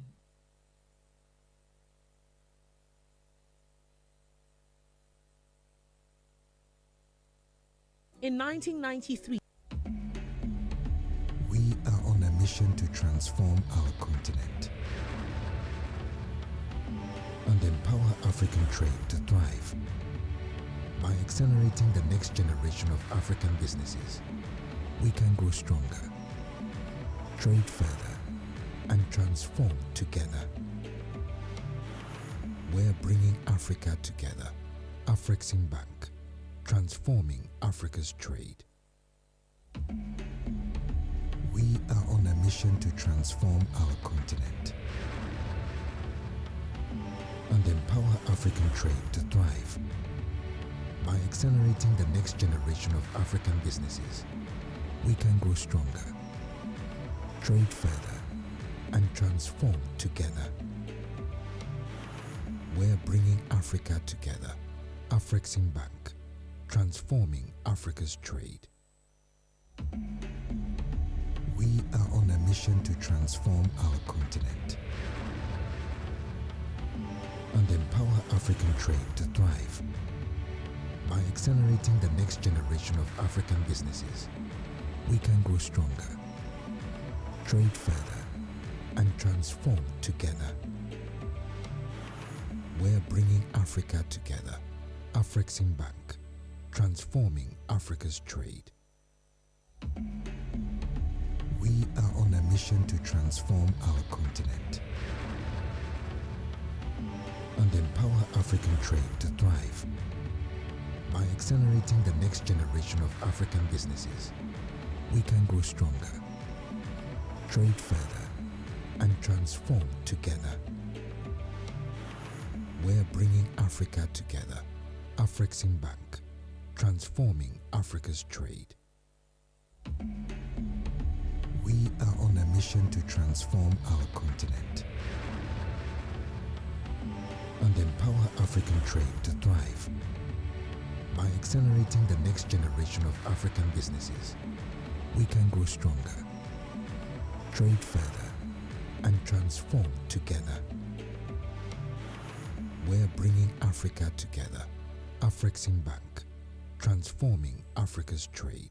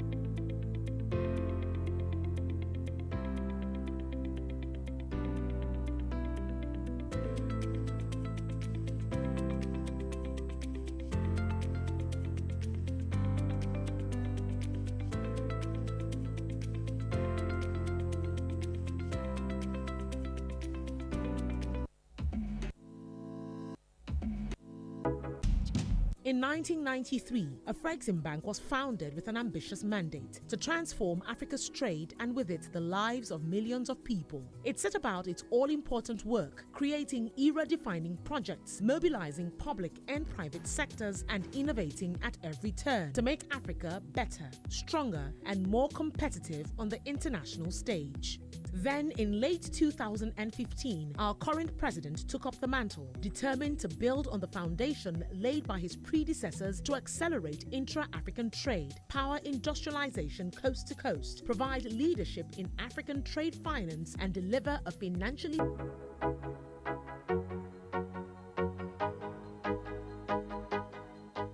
Introducing PAP.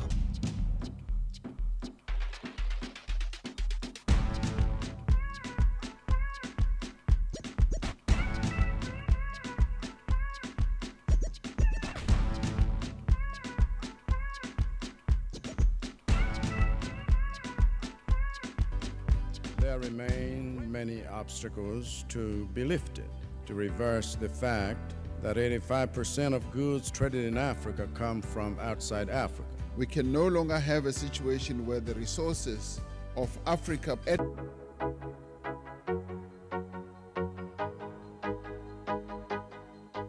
Introducing PAPS, the Pan-African Payment and Settlement System, supported by Afreximbank, the African Union, and the AFCFTA, that's connecting cross-border payments in Africa today, linking banks, payment service providers, governments and fintechs, making intra-African trade faster, more affordable, more inclusive, and supporting our shared vision to be one unified market under the African Continental Free Trade Agreement, overcoming the fragmentation that created new borders, hampering intra-African trade for generations. With PAP's digital capability, you can reap the rewards of this transformation by enabling your clients' cross-border payments to be instant and cost-efficient, with transactions initiated and settled in local currencies, fully secure with best-in-class ISO 222 encoding,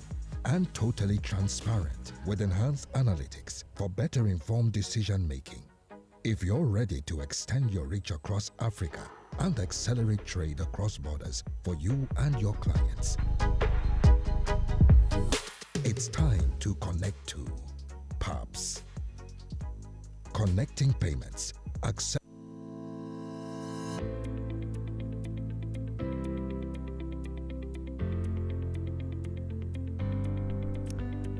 Good afternoon, everyone. Good afternoon. Excellent. After meals, I was hoping for more energy in the house. We have two sessions.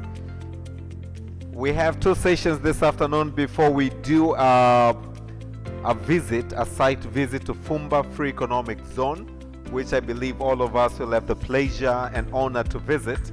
First and foremost, you're going to have the first panel discussion looking onto the challenges and opportunities of operating in Zanzibar's tourism and real estate sector. This will be moderated by Ms. Doris Rwebangira. I will shortly invite her. And after that, another brief plenary session looking onto improving food security, agricultural productivity, and expanding agribusiness opportunities in Zanzibar, which I am honored once again to moderate. Ladies and gentlemen, Doris Rwebangira is the managing partner for SRC Agency East Africa. Can we put our hands together as she comes and she will introduce our panelists. Karibu sana, Doris. Let's start, and as they come, they will find us going on with the program. Karibu, Doris.